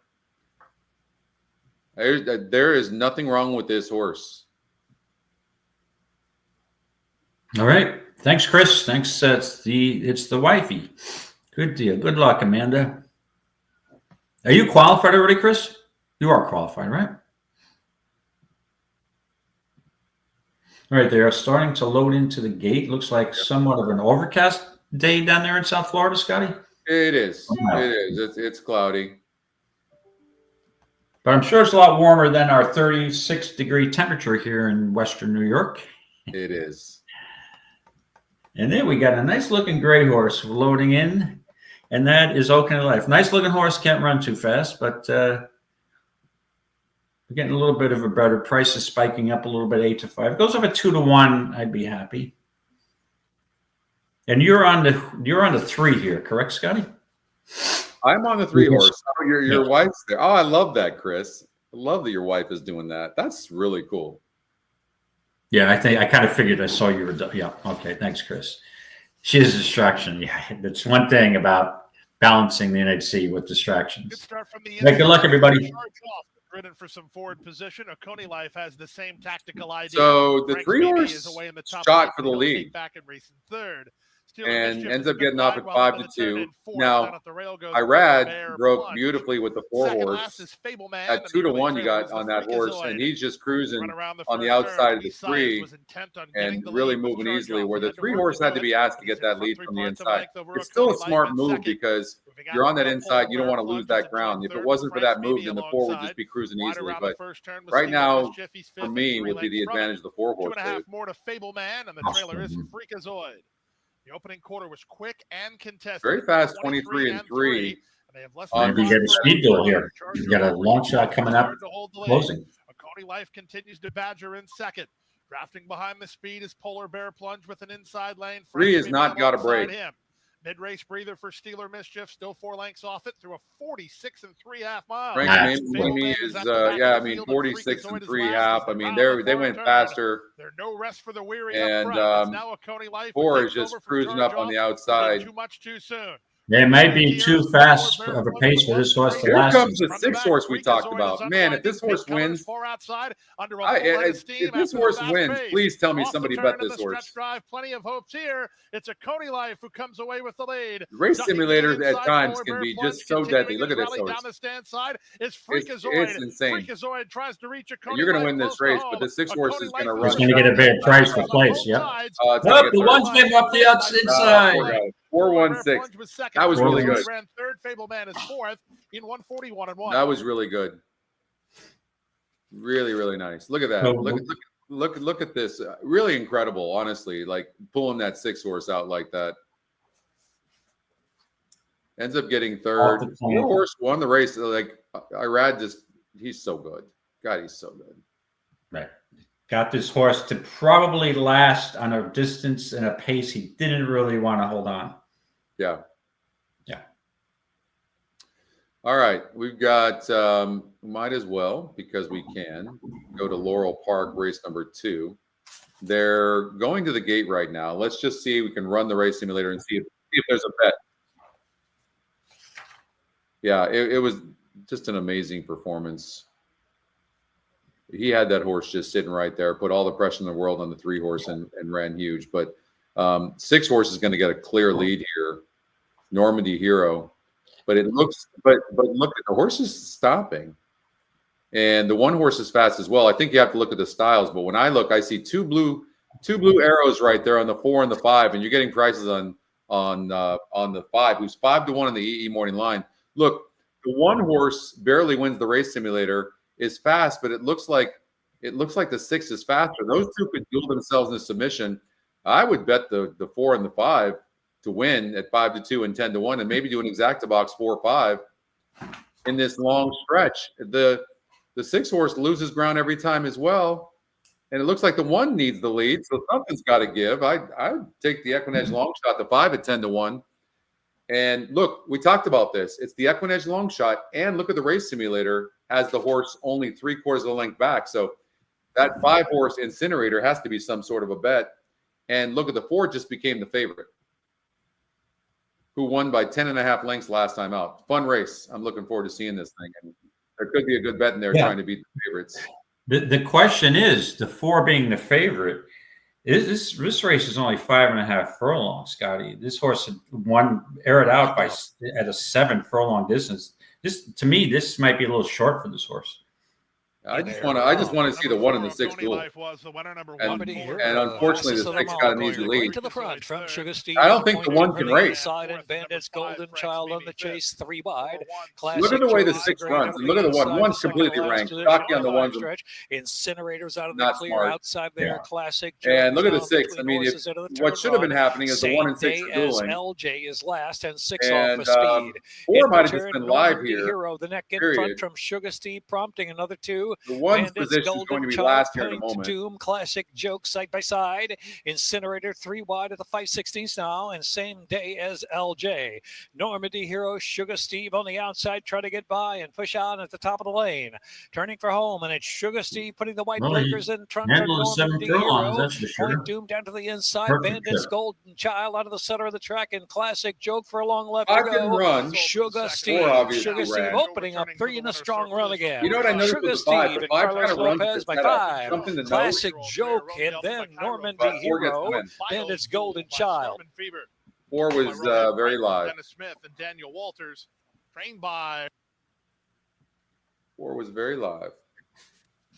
Was a live horse. No concern with the 5.5. So when I look at the 5, even though the race simulator has this horse finishing, when you look at the 5 style. Its style is being near the lead, and it was running with its head up. So that's you could see this horse on the race. The race simulator can't picture this stuff. So if all was equal, it shows the 5 finishing, but the 5's not a finisher.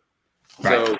So that's an important note. It needs to be near the lead. So then when you look at the horse's style, if the simulator shows the horse coming from behind like that, that horse doesn't have that ability to do that. And so that's something to make note of. And I've got to watch for that. Good point. Yeah, it needs to be near the lead.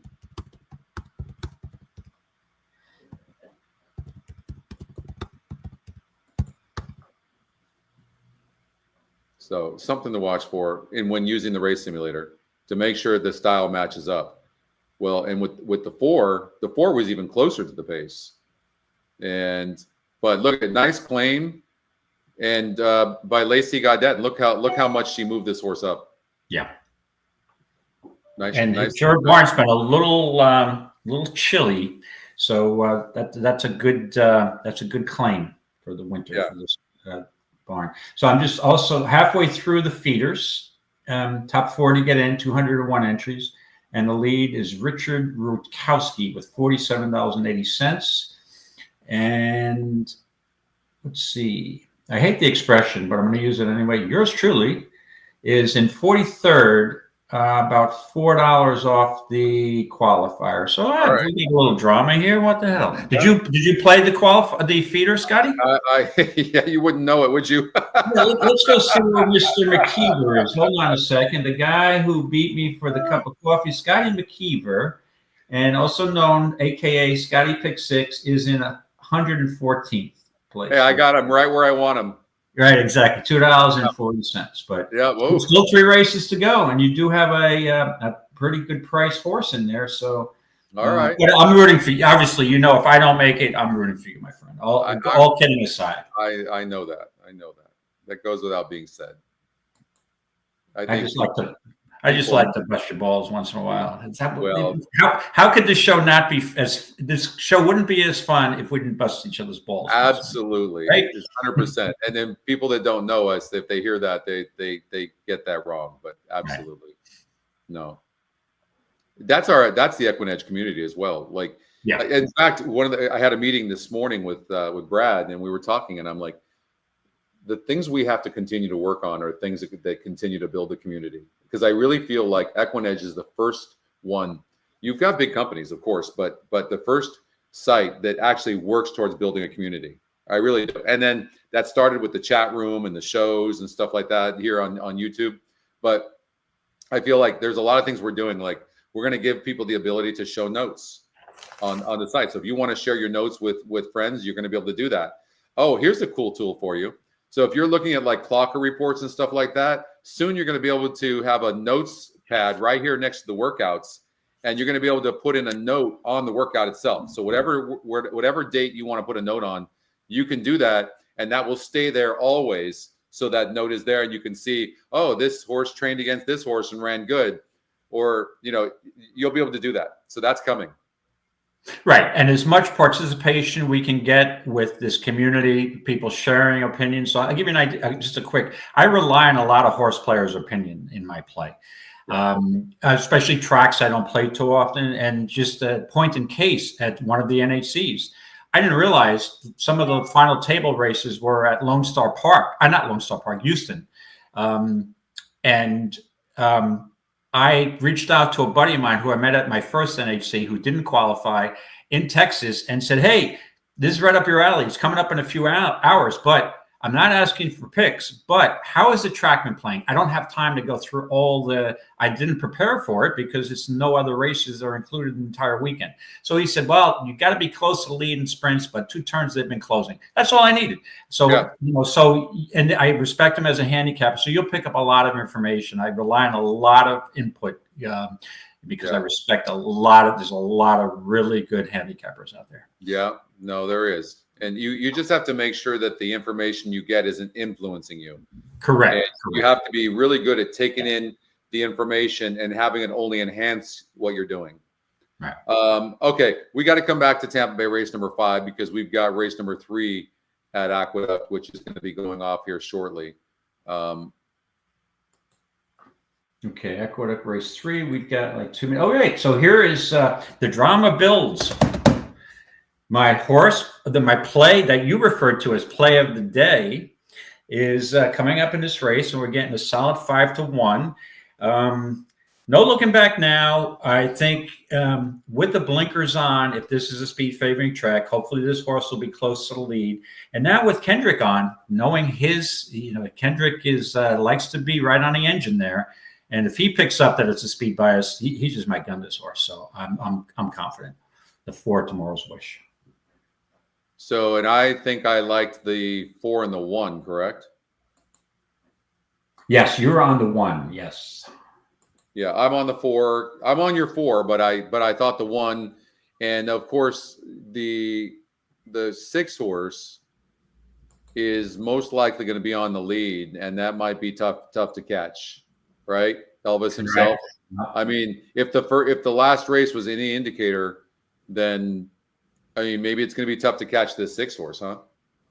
Yeah, that's the thing. If this is truly a speed bias track, could be tough. Yep. Yeah. This Initially, we didn't really like this horse, but again, no, I don't want to jump to too many conclusions, because in all honesty, the first couple of races have been small fields, right? So were they won by the best horses? I'm not sure. There were weak fields, small fields. Sometimes, a horse cruises on a front end, doesn't get enough pace pressure. Jocks decide to rate. So we'll see how it progresses. But so far, leading me down a path to favor speed at the Big A. All right. So I will give you my best Trevor Denman or Tom Durkin. Who's better, Tom Durkin or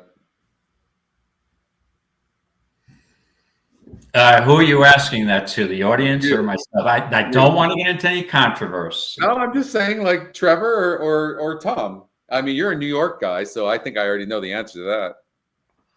I'm a New York guy. I'm a little reluctant to express my opinion here in front of all these listeners. Well, a lot of people don't agree with me with race callers. I'll say if I had to take a choice, it's a tough call. I'd take Tom Durkin by a nose, but I like that. I'm going to say it. So I like them both. Both of them are not my favorite race callers of all time. Yeah. And I'll just put it this way, is that I like a race caller, just my personal opinion. For me, I like a race caller who goes right to the race. I don't want to have any ad-libbing and wittiness, especially when I'm on the other end and I just get beat by a nose on a tough beat and I'm banging my head against the wall and the track announcer is getting too animated for me. And so if you look at that, the guy who I really like is Kurt Becker. I think he's an underrated Kurt Becker. And who does the Keeneland? Kurt Becker.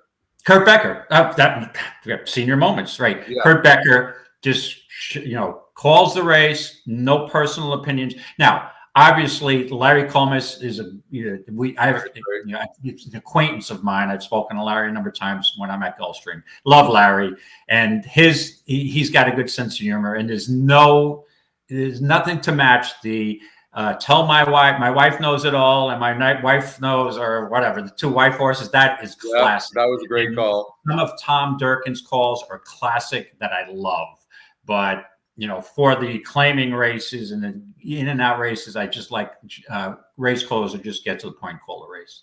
I can't believe Dave Johnson back in the day. By the way, I cannot believe your play of the day is 8-1 right now. Well, it just shows you maybe my play of the day I don't have as much confidence in, because you don't see a lot of participatory cash in my that would dead on the board does concern me a little bit. But in retrospect, if this horse wins at 8-1, I'm like, then you feel like Jesus.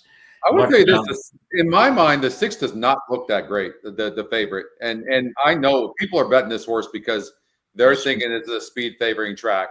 But the 2 horse had some pretty damn good metrics in that last race. To be fair, we'll see what happens here. They're in the gate and they're about to take off. The 6 is the favorite and breaks good. And the 1 horse is showing some speed, about a length behind at the rail, and the 5 who broke slow is rushing up. Would love to see this 5 put pressure on the 6. But no, he's just going to rush up and then sit off the 6, which does us no favors. And the 4 horse, Tomorrow's Witch, your play of the day, end up getting off at 7-1, sitting nicely, and big gap back to the trailer. Sounds like fun. The 3 horse by about maybe 15 lengths back of the 6. But your 4. Yeah, the 4 is, it looks like the 4 is running into distress and is being eased. Yeah. There's nothing you can do about that. Something happened. I think the 1's going to win this race from here. Cyber Attack. Yeah, the way right now, and the 1's got horse. And I don't think you're catching anybody on this track. He's going to go to the outside right now. Yeah, the 1's going to get this. I don't think you're catching anybody on this front end today. 6 is struggling. Yeah, I still don't think you're catching them on this track. It's going to be super close. No, 6 is just changed leads there. All over the track. Turn out. Yeah, you got three races. The 3 horse came from that far back. I think that track has to be fair. It has to be. Yeah, but Scotty, the 3-horse came from far back, but in essence, yeah, I've seen these tracks. You look like you're making up a lot of ground from the back, but the winner just the horse on the front end just seems to hang in there. Yeah. Yeah. Unfortunately, hopefully everything's all right with the for Tomorrow's Wish, because it's something. Yeah, the one did, it really looked like the one was all over the 6 Yeah. horse. But I have to tell you, Scotty, turning for home with that rail position and looking at the fractions, I'm thinking, I was agreeing with you. One looks like a solid, that one's just going to run by, but that shows you that maybe it's going to be really difficult catching it in front of today. Yeah, I mean, I find it very hard to play this track right now, because when I get in my head not knowing I have got to cover this horse or play this horse because it's speed and what's the track doing, I think that the tracks do themselves injustices when they can't figure out how to make the track like neutral. I really do. Yeah, I couldn't play this track. I couldn't bet this track. There's just no way. Because I didn't like that 6, and right. The 6 wasn't changing leads, and that horse went off as a favorite because everyone was betting speed on the track. Is it really? I don't know. But the 3-horse came from so far back. It's just too confusing for me. I don't think it's confusing. I just think you want horses on the front end. That's it. I mean, yeah. I've seen this movie before at the Big A. I know it's frustrating for a lot of horse players. The racing analysts who work for NYRA, they pick up on it and they have the same frustration.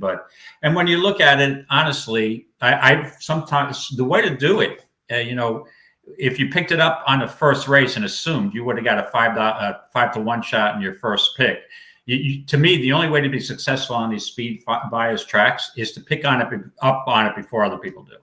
Now everybody's on the bandwagon, on the train. This train's not changing at Jamaica. This express is going right down right down Queens Boulevard to South Ozone Park. The speed train. Yeah. All right, let's go to Tampa Bay, race number 5. Tampa Bay, race number 5. Okay. All right, that's the second leg of the qualifier. Right. Hold on a sec. Oh, I'm sorry, Scotty. I'm going back and forth here. So you want to switch to Tampa Bay? Okay. Yeah, we're going to go to Tampa Bay. Fine. Nice. $54 play, $1,083. Nice going, Tony. All right, Tony. Yeah, that's true too. And like having the that makes a huge difference, being able to have the pace number. In my mind, there's not one algorithm I'd want to be without. In fact, I find the SOR, the class number, one of the most important ones. But that being said, I couldn't even imagine being without the pace number. And one of the reasons is there is not even a pace number that exists like our pace number. It's a game changer. It's so damn accurate. And so I think if I had to have only one of our metrics and that's it would be the pace number. Yeah. And we've gone down this road before. So many times we rely on that pace number.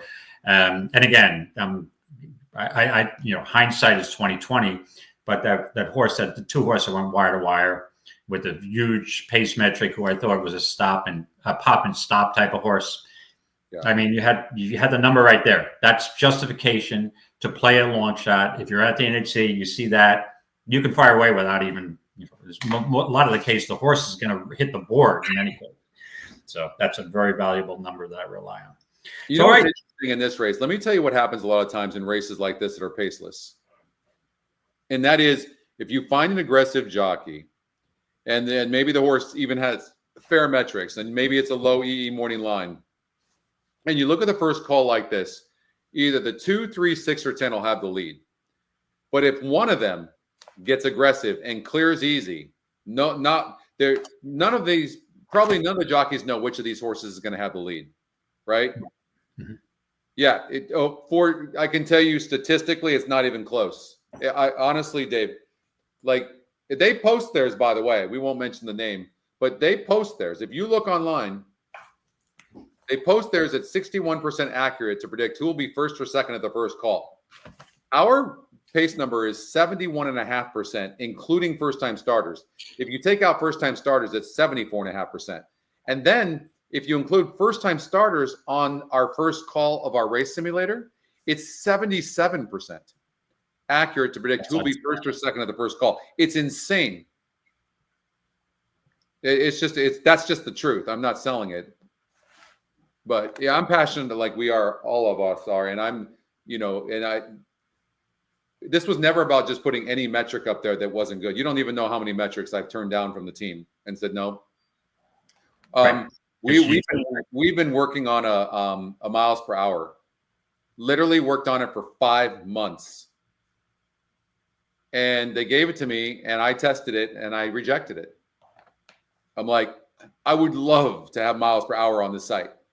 I'd love to put it right here on the race simulator and put the miles per hour so we could see how fast they'll be going and but it just wasn't accurate enough. And so we shot that down. Hopefully we'll come back to it and we'll be able to learn from it and whatever. But just so you know, like the metrics here are super accurate and we're going to make them better. But my point, getting focused here on this race, the point is one of these 4 horses is going to have the lead. I don't believe the one at 1%, 20 to 1 E morning line can win. If you run it, it probably stops. But which one of these horses maybe won't stop? And when we're looking at that, we're seeing the 6 horse who's 5 to 2, 32%. Like there's probably a high likelihood Kathleen O'Connell takes over. That's my trainer. Mm-hmm. In fact, Diaz is on my horse on Sunday over at Tampa. And she really likes him. Like she trusts him. Maybe this horse shoots to the lead early.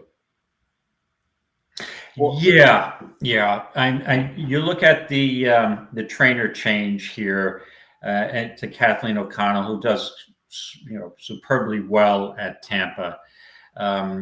This is a weak field, a maiden 16 claimer on the turf, and we're going a mile and a 16th. So this horse, I think you have to use somewhere in your mix in racing for 30 off the layoff, trainer change. Even though she's only 10% first time with a horse, it doesn't look like a lot of speed. This horse will be close to the pace and looks like a real candidate to either wire the field or stalk and take over.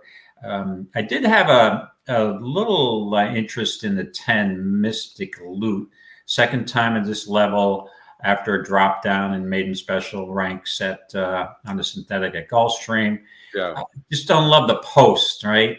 Ferreira picks up the mountain. He's doing well at this current meet. He's around 27%, which is fantastic.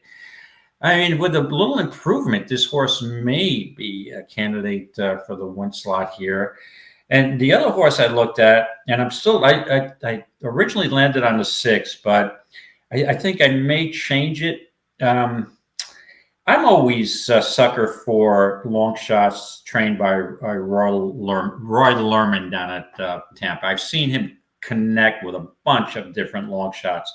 He's not a huge percentage trainer, but he does well with these turf horses.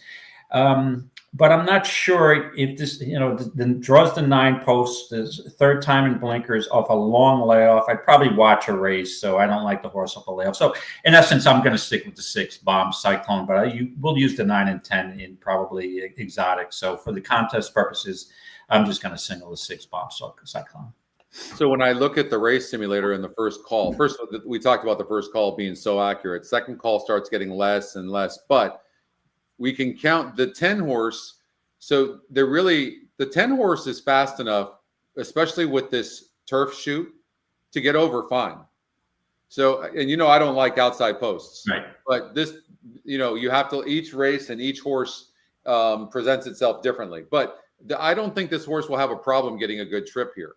It's the EquinEdge long shot. It's also 4 to 1 on the EE morning line. And you have to look at these win percentages on the 1 and the 6. Now I know the 6 horse goes to Kathleen O'Connell, and she immediately drops him in class. But on the SOR, it's not that much of a class drop. And then you look at the 1 horse, who burnt money as the big favorite last time out with what appears to be a perfect trip, and has burned money as it being bet. So based on that, maybe a horse like the 10 horse is a horse you would want. I get thrown off a little bit, and we got to be careful with this because the latter calls start being more inaccurate. But if you don't love the favorites, if you don't love them and you go like this in the race simulator, I'm just saying, if like you're like, okay, well, I know what the race simulator says, then look, it's the 2, 4, and 10. And the 10's the EE long shot. So maybe a horse like the 2, like I would probably throw out the 3, I'd probably throw out the 8, and I would definitely throw out the 9. I know you mentioned it, but that 9 did not look well.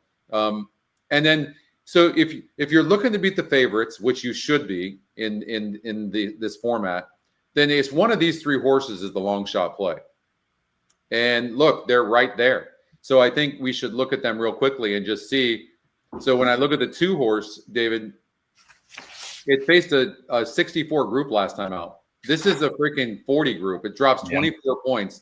Same GSR, and the win percentage goes up. But look, that horse is only 10 lengths back against that group. So, and then it was on the dirt.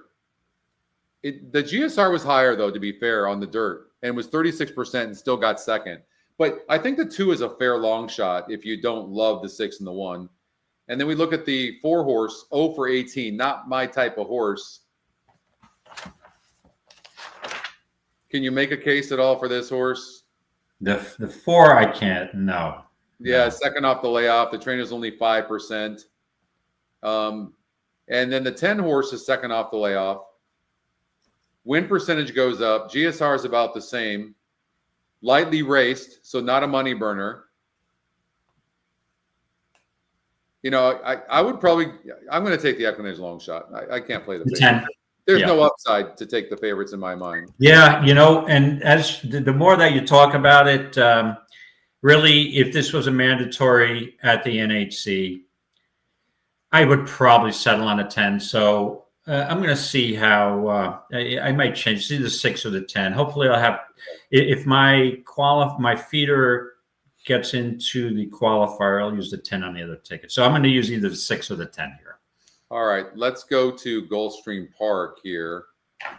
All right, you're on the 7, his choice. I'm on the 1 horse, who's 9-1 in the EE morning line. Look at the horse is 10-1 right now. I thought both the 6 horse and 7 were vulnerable. The 7, in my mind, is a little bit dead on the board, considering the system thought the horse would be 9-5 and had a clear, easy. This horse just stops late, no matter what. Even though it's going to have an easy lead, it just stops. And the 6 horses burn money, you know. So if you throw the 6 and the 7 out like we just did over at Tampa, then look what we're looking at. The 3 horse is 17%, but it's a money burner as well. This is just an absolute grab bag. 0 for 17. At least the 1 horse has only had 1 race, and we can make a case for it. I got to go with the 1. I'm going to stick with it. Yeah. I have to tell you, Scotty, based on the money the 6 is taking at 2-5, I looked for a jockey sway. I'm like, did I rather get on that mount? Did I rather pick up that mount? And I don't see that. Trejo's you got 11% trainer and an 8% jockey, and they're 1-5 right now. Holy hell! I mean, what is going on here? They're over 2 jockey trainer combination. I mean, I've seen everything now. Yeah, they must know. Know. Well, I don't care how much you know, but if you think they know, I don't care how much they know, but I'm never taking 1-5 on a horse like that. I mean, I'll take 1-5 on Flightline, but not on Iron Shield. Who knows? Who knew? Laurel Park race number 3 is coming up in about 1 minute from now. If you're interested in that, you can see that 10-1 on the 1 horse, 2-5 right now on this horse. Let's take a look. At that. The 1 looks plenty fine. I think the 1's a very fair long shot at 10-1. You know, there's every indicator to show that the 1 horse will improve off of its last race, even in the exotics. So if you believe in the 6 or the 7, 7 looks dead on the board and is going to have the lead, but does continue to stop. Or maybe the jockey on the 6 is going to go early with the 7, and that'll set it up for a horse like the 1 who goes nicely into the gate. Post time. Lining up, moving in, 3rd race. All eyes on 6 and 7. 6 Iron Shield dominant. Wow. 2-5. For Team Rasharn Creaky and Joe Trejos. I wonder if Creaky's ever had a 2 to 5 shot These have before. had opportunities to win, including for the I'm just Thrillers saying, this like- not on a racetrack, maybe somewhere else. to walk up yeah, I for guess. Jonathan Acasio. Maybe bet one, but Jose Garofalo Yeah, with they a probably bet one $70 before, but upset not his winner own horse. yesterday. He'll try for a 50 and change dollar winner today. Iron Shield, black colors of Boo and Fridge Racing. That leaves one more. That leaves his choice. Double seeking Jose Morelos to the outside. All set. Good luck, everybody. Number 3, 6 furlongs the trip. 2 to 5 is mind-boggling. His choice, walking up to the outside. I mean, 7's going to have the lead, right? Him again. Should. 7 leads in the place pool, Dave says. Oh, 7's the. I ain't. Hopefully, it's 6 and 7 duel. And That's my hope. They're off. 6 broke slow. Start from the inside for Wow, the 1 got the Laka, lead. Who heads off Oh, boys. There you go. Scotty. Starters, I told you. I'm telling you. And opens 2.5 in a hurry. Come on, 1. His 1 choice is time for now the good second guys. for Bernadal, who 1 comes in time. Third for the Thrillers If at this the horse- inside and fourth. If this horse Big wins, favorite, Iron don't I get Shield, in? away racing in 5th, about 7 lengths off. You'll and be then close. early pick, and a long way The last 7 has Big never Baby. passed a horse in his Past life. 5-mile marker and swinging He's to going the to board. fly past your horse like you're standing still, my friend. Oh, Islands come and a half, on, trying you to hater. tighten Look at the in 6 second. horse. His It's 2, choice 3 is to Thrill 5. Thrill third. This is going to be Bernadal last. is now fourth. Holy racing in hell. fifth, with still work to do is Iron They haven't Shield, even asked and the still 1 well yet. back to He's do, baby. teasing them Run right to the now. top of the stretch. They have to reach this long shot leader, Adios Laka, who heads to the quarter pole. 7's Up top struggling to the already. left. 4's His going to choice beat is the second, 7. For the Thrill is third. Iron Shield's in a world of hurt. All One right. not gaining. Off the turn and the stretch drive. Still plenty of hopes here. 3 in fact. Come on, As 1. They straighten for the Fight. drive. At the rail for the Fight. Thrill. Down the center. It's his You choice. bastard. Between horses. Adios Laka. For the Thrills, the winners hit the lead. He's 10-1. And Is this the 0 for 30 horse? Jesus I think Christ, I so. give up gambling. That's it. I'm done. I'm walking off the show. I got beat by an 0 for 30 horse, an 0 for 21 horse lifetime, and I'm done. Bye, Scotty. I'm out. Bye. That 6 horse ran. What the hell's going on with the bettors today? Let's see here. Hold on here. Yeah, Oh, 0 for 30. God. No, 1 Gotta be now 1 kidding. for 31. I don't know what's going on here. You talked me off this horse. I kind of like this for a little bit, but you talked me off. Well, I'll tell you this. When in March, when we're at the NHC and you come over to me with a similar scenario, I'm going to tell you, Scotty, I have no comment anymore. You want to go with an 0 for 30 horse? And it reminds me of a story I keep telling. A friend of mine I went to track. He just played once or twice a year, and he used to rely on me. Him and his wife used to rely on me for my input. And then he goes, "How come you don't like the 3? We like the 3." And I'm like, well, the 3's 0 for 32, 1 for 32 lifetime. There's no way I'm ever going to take a horse like that. He goes, well, he's 8-1. I'm thinking, no chance. But look, Yeah. to be fair, and this is the way you should be looking at things. If we look at the race simulator and we say these are money burning son of a bitches, then look at the finish. It's got the 3 and 4. The system couldn't really account for the 1 horse. I made all the cases for the 1 to run good. It's disappointing it didn't follow through, and with this big drop in class. But you could see that's where you got to watch these second-time starters. But I'm just saying, like, get rid of the favorites that are showing on the race simulator winning, and then look to see what it looks like, and then take a risk. That's it. I'm just saying, like, I agree with. But anything. Listen, if you think the 2 huge favorites in the race are vulnerable, then David, anything can happen in that race. Correct. And, hindsight is 2020, obviously, and I don't want to red board here, but I mean, first of all, the 6 at 3 to 5 was absolutely ridiculous. Yeah. But the 4 did pick up Leonel Reyes, right? Who's a mainstay on that circuit.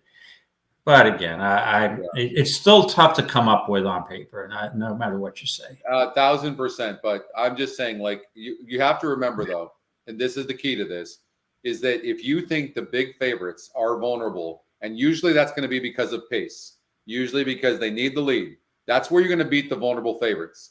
Okay? The 6 horse had burned a bunch of money already. We saw that. Look. I mean, look at the money this horse has burned as the big favorite. 50 cents on the dollar, and it got fifth by 9, and it had an easy lead. What the hell's going on with who bet this horse? And the 7 wasn't much better. Look at it, loses ground every time. Not a little bit of ground. It's 3/4 back here. It loses by 4. Same thing. Half a length back, loses by 4 3/4. These are seriously vulnerable horses. Take a risk. And when you see that, but usually if you're going to beat big favorites, David, besides having a bad trip, it's going to be because the horse, one, has a breathing issue or whatever, or needs the lead and it can't get the lead. And wow. Yeah, I'm just mind-boggling to me. You know what's surprising? It's not surprising. More surprising than this 1 for 31 horse now winning is that the fact it only paid $23.60 with, by the way, 2 huge favorites in here, and it only paid. How did this horse not go off at 40-1 in this 6-horse field? Well, he's 15-1 morning. You'd figure you'd get at least 15, right? Maybe 15 to 20. But I think, the 6 being bet down to 3 to 5, you could say was, you think you'd get a higher price on a 4. But when you look at the money combination, the win pool combined for the 6 and 7, they took about what we would think, except instead of 3 to 5 and 2 to 1, we thought it was going to be 7 to 5 and 9 to 5. So it's probably took the same exact amount of money. So those 2 horses. Yeah. So when you look at a horse when you look, by the way, at a horse like the 3 and the 2, David, the 2 horse is fast and needs the lead, and it's dropping in class here. Whereas the 3 horse just broke its maiden easily on the lead, but this is a big step up in class. They added blinkers last time out, and the horse won. Clearly, the 3 needs the lead, and clearly the 2 needs the lead. Oh well, it looks like the 2 might be able to rate a little bit, but 1,000% the 3 needs the lead. Do you think the 2 takes it to the 3 like right away, knowing you can't let the 3 get an easy lead? I don't know. How would you interpret these 2 front runners? And you could see them dueling, but can you trust anybody to come from behind like the 1 horse who the race simulator has finishing pretty good? Yeah, Scotty, based on what I've seen so far today at the Big A, I want no part of any closer. Whoever gets the lead between the 2 and the 3 is probably going to win the race. And I'll take Chris Elliott over Artero. Chris Elliott's off to a fine start to his career here at Aqueduct. So, I think plus blinkers on, second time blinkers. I think this horse guns and the race is over. Well, and I like the fact that Follow Your Arrow actually beat 9 other horses last time out. So right. I like, if I've got to bet 1 horse in this race, and I think the 1 can win, I think the 4 can win, the 6. I think every horse in this race can win. If the 2 somehow clears, and it's been first or second in 3 of the last 4 starts, then the 2 is going to win. I mean, because the 2 is dropping in class. And but the 1's got class as well, and it's going to sitting on the rail, and it's getting an extra half furlong, and it was finishing against way better horses. Look at the 1 horse. It's dropping from a 56 group down to a 46 group, and it was finishing against that 56 group, going 6 furlongs, and now it gets 6.5. The 1's going to be in the money. I'm convinced of that. Thumbs down. You don't like the 1 at all? No. Oh, it's my type of play for sure. It would normally be my type of play, but I have to tell you, this horse looks like breeding wouldn't anticipate it. This horse looks like he can't run on the dirt. I just don't. And Bruce Brown's barn has been, they've been chilly. To be kind, they've been chilly. Well, look, you can't say the horse doesn't want to run on dirt. I mean, it faced a better group last time out and was actually closing. So I don't, I think. Well, look, here's the thing. I'm only kidding. The 2 or the 3 are going to stop. One of them is going to stop. They're going to duel. One of them is going to stop. And if one of the other horses doesn't run, then that puts the 1 horse in third at the very least. So then it's Big Hazel. Then it would be the 4 horse? Yeah. Hey, we had an 0 for 30, just 0 for 30 win. Why not a 1 for 20? That may be that type of day. I like the 4, don't get me wrong, and it is the EquinEdge long shot, so that makes me respect it that much more. And it's only showing 1 3/4 lengths back. the EquinEdge long shot could have chosen the one horse and it didn't. So, yeah, I just think it's that kind of race for sure. I think it is interesting in this race too. When you look at this field, I think it's interesting that the 3 horse is 6-5 on the EE morning line. I mean, that would give the horse a lot more credibility. 41%, 6-5 EE morning line. Well, horse to watch, top pace, top win, top EE morning line, EE the number 1 pick, top pace. I mean, everything is pointing towards this 3 horse. Everything.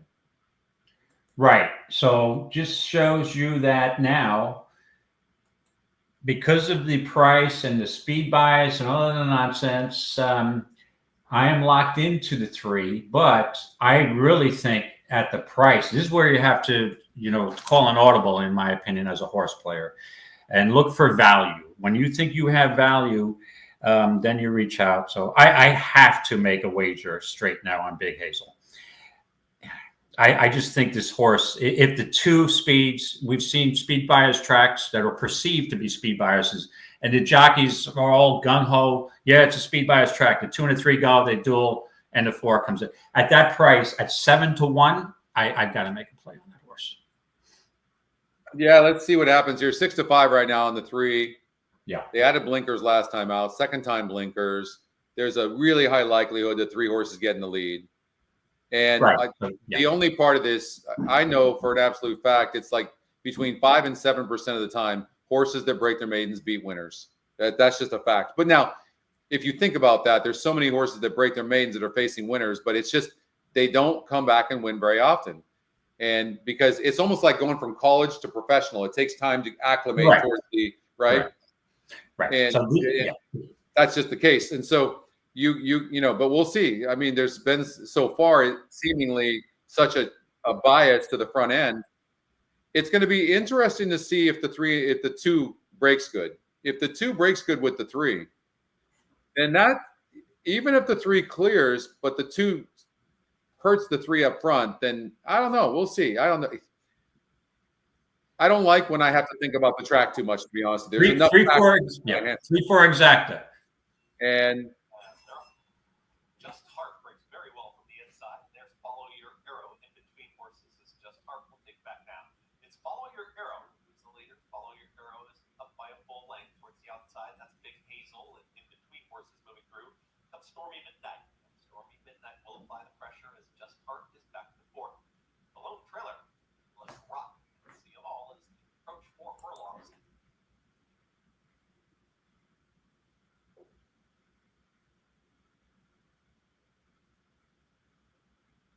Three's on an easy lead, 22 and change. It looks like the 6 is the horse that may be the closer. One's the one you better worry about. Yeah, the 1 looks like is moving quite nicely. But based on this track, I'm not sure. Oh, look how green. Look how this 3's all over the place and is going to get beat. But maybe not. Look at that speed holding on the inside. There comes the 1, but the 3's holding on. They're coming down to the wire. Follow Your Arrow, holding on with that rail position. Huge. Follow Your Arrow. That was huge. In front. Hammered that. Absolutely. There you go. Speed bias. You see that. The same exact scenario as the prior race. It looked like the horse in second was making a bold move and going to go right past that horse. Yep. It shows that's when I can clearly see that speed bias. The 3 was running greenly, right? Not keeping a straight path, and still held on pretty handily to the win. So you've got to play speed there today. I know it's frustrating, but I mean, big bias today. Yeah, that was big. So we got the 3 home. Yeah. And right, so that's good. And so you did great. You're going to qualify, right? No, Scotty. I was in 63rd going in. And let's see. So 40th right now is $26.40. And my bankroll, my mythical bankroll is $40. What am I thinking? 63. Come on. Can't scroll fast enough. Oh yeah, everything's really tight. I got $19.80 Yeah, I'm not going to make it. There's a ton of people in front of me that have the 3. Oh, really? Yeah. I'm not going to make it.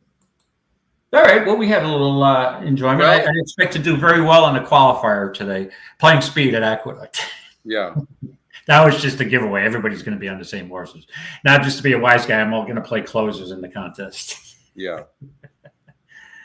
All right. Well, that one was nice. I'll address this, Sylvain, this question. Now, there's a number of things, but for New York, it's usually the weather, okay?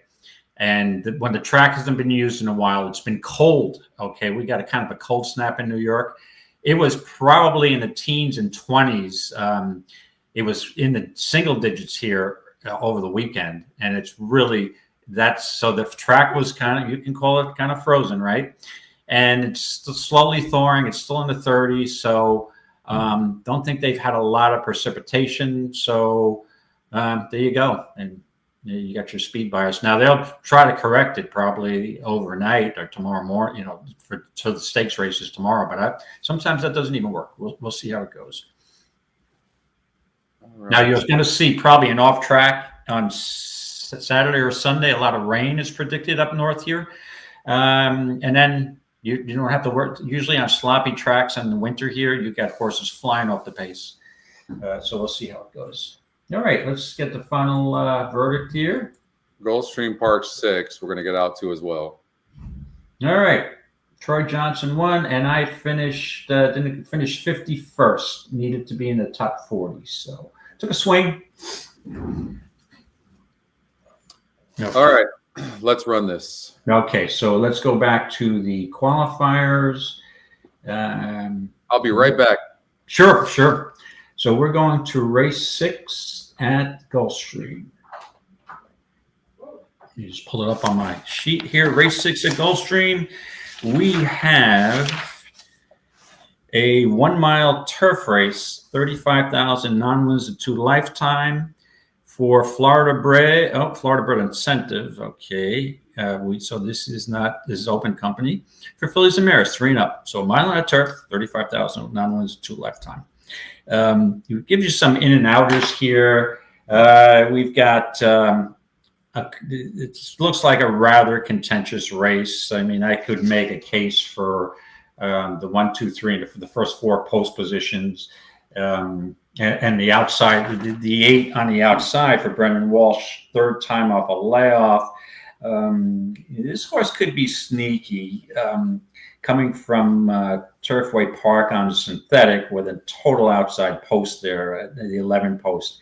Probably doesn't want to do that, do a sprint on the synthetic.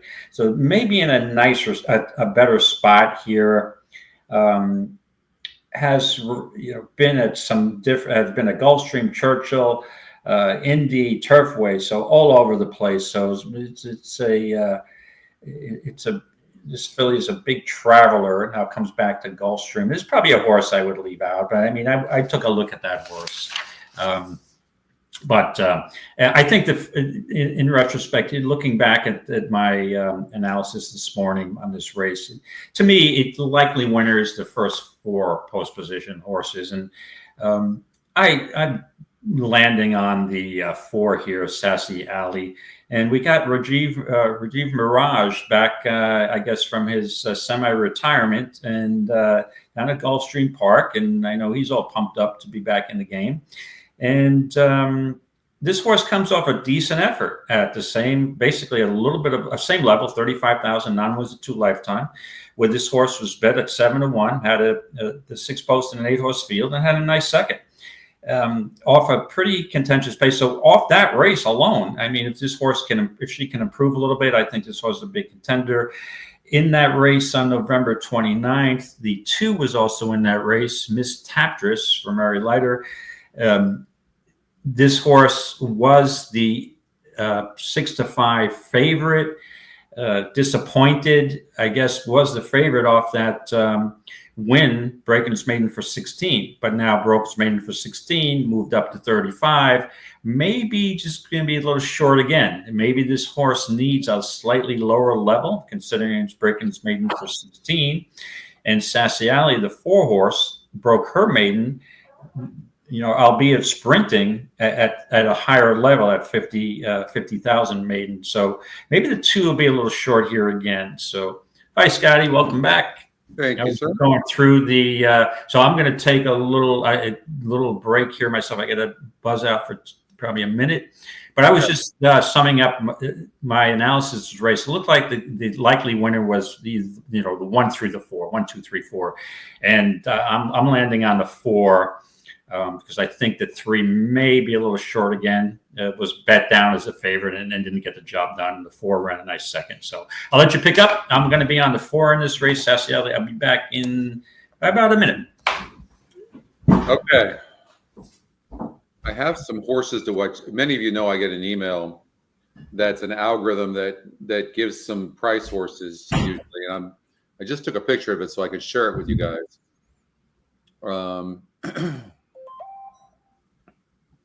Let's see here.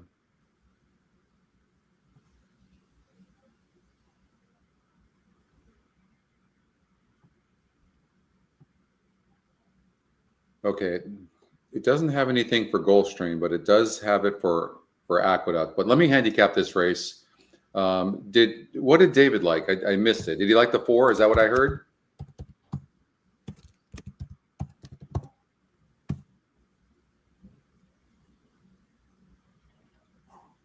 All right. So I always try different things when I'm handicapping. For me now, he liked the 4. Thanks, Chris. What I've been doing lately is looking at one race to the other and seeing if a horse is improving. And so when I look at the level, it was a 48 level, won this race, and then first time against winners, although it was only non-winners at 2 lifetime, this horse did really well against winners and did it stretching out to 2 turns and turf for the first time. I mean, that's not an easy thing to do, and ran a 2nd place finish against 8 other horses. So just from that perspective alone, these horses often run way better second time doing the same thing. 22%, facing a little bit tougher, but and 2-to-1 EE morning line, I got to give the 1 horse a big chance for sure. And then when I look at the 2 horse, broke its maiden, and then it already had done that before, faced 10 points better, win percentage went up though. Now it drops down. It can definitely win, but I would take a more negative approach because I feel like we've seen who this horse is. And so I think there's more upside for me to a horse like the 1 than there would be the 2. When I look at the 3 horse losing, well, not losing ground, didn't lose ground here. Look at faced a 62 group and then dropped in class. But you go from a 62 SOR to a 52. I know, but for whatever reason, it was only 5% to win. Now it's 17%, but the GSRs are low.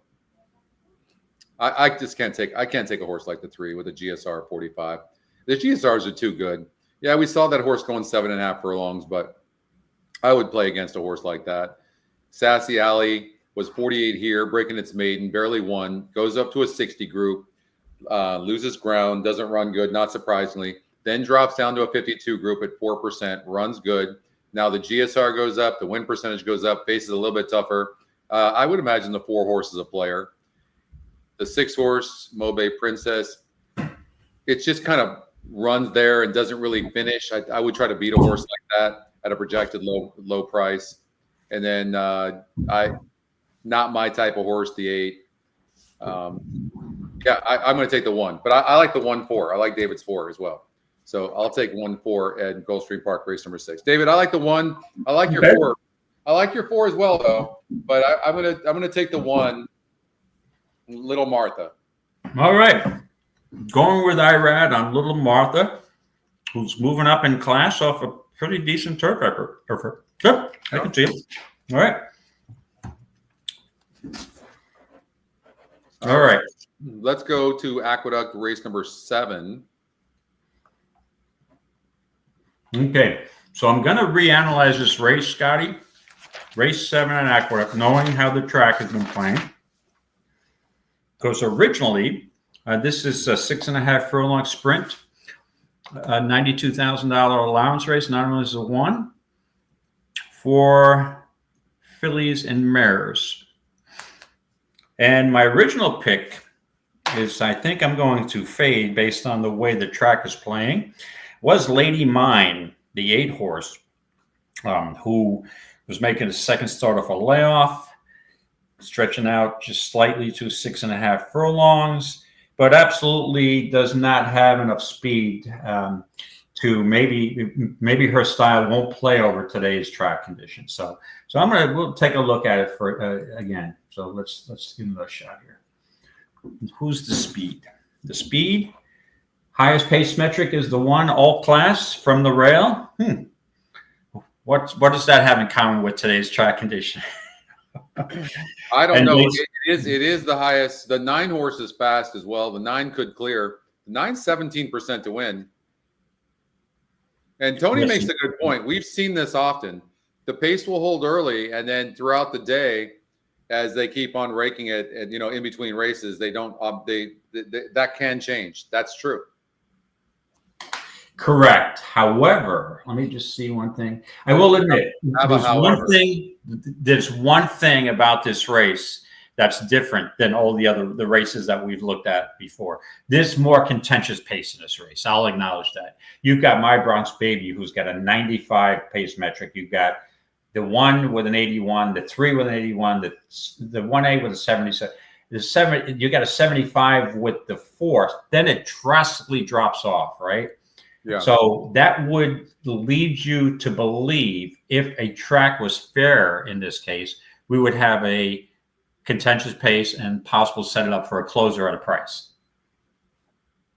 Okay. But I am not sure. Yeah, it makes sense. It makes sense to play a closer in this race. So I just am not convinced. I've seen these tracks just play the same way the entire day. So let's delve into it a bit. This may take a few minutes for me to iron out, but if that's the case, I can stick with my 8 horse Lady Mine and hope that this horse comes flying with a 30 pace metric. I'd be a little reluctant to stick with this horse. So Lasix is back on for the 3. Linda Rice takes over for the 1 horse. Manny Franco jumps on the 5. And Kendrick Carmouche jumps on the 8 horse. Good morning, Justin. Hey, Justin. Good morning, buddy. How's it going? Lady Mine has 5 wins in 13 races. So let me give you my perspective of Lady Mine. So she was 46% to win against 4 other horses, going 6 furlongs near this, like, super nice animal. Then goes off the shelf. Jeremiah Engelhardt is 18% with first-time out horses, and she was 14% to win. And she didn't run. And second, he's 28% second time out. But first time out is a good number, but she really didn't run. And I don't awkward into stride taken up. So now we want to look. Now it's important to look at the workouts, and the workouts they looked good going into the race, and they look good going into this race. So if you can forgive that last effort, and he's not given up on her, she's still in. She's not in for a tag or anything like that. Then she has every right to run a good race. And Dylan Davis though gets off. He gets off the 7 as well to ride the 4 horse, who, by the way, is the horse I like.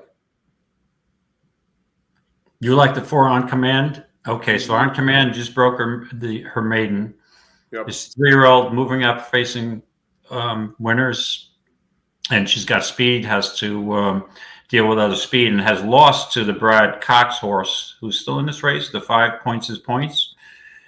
So Brad Cox's horse is going to be real difficult to beat if it was a fair track based on her closing style. But I'm going to bet against both of those horses. Okay, who are you going for? I have to tell you, I'm going to move off my original pick. I am going to move off Lady Mine because of the track condition, and it could bite me in the rear end here. But I just think that with the way the track's playing, if you're not going to be on the lead, you want to be close to the pace. I don't think you can close with an outside post on this track, from what I've seen. Yeah. And it's going to be overbet, but the entry has 2 horses with positional speed. Linda Rice's entry, all classes off the claim, 62.5 claimed out of a Keeneland race, which this horse was odds on and won at 6.5 furlongs.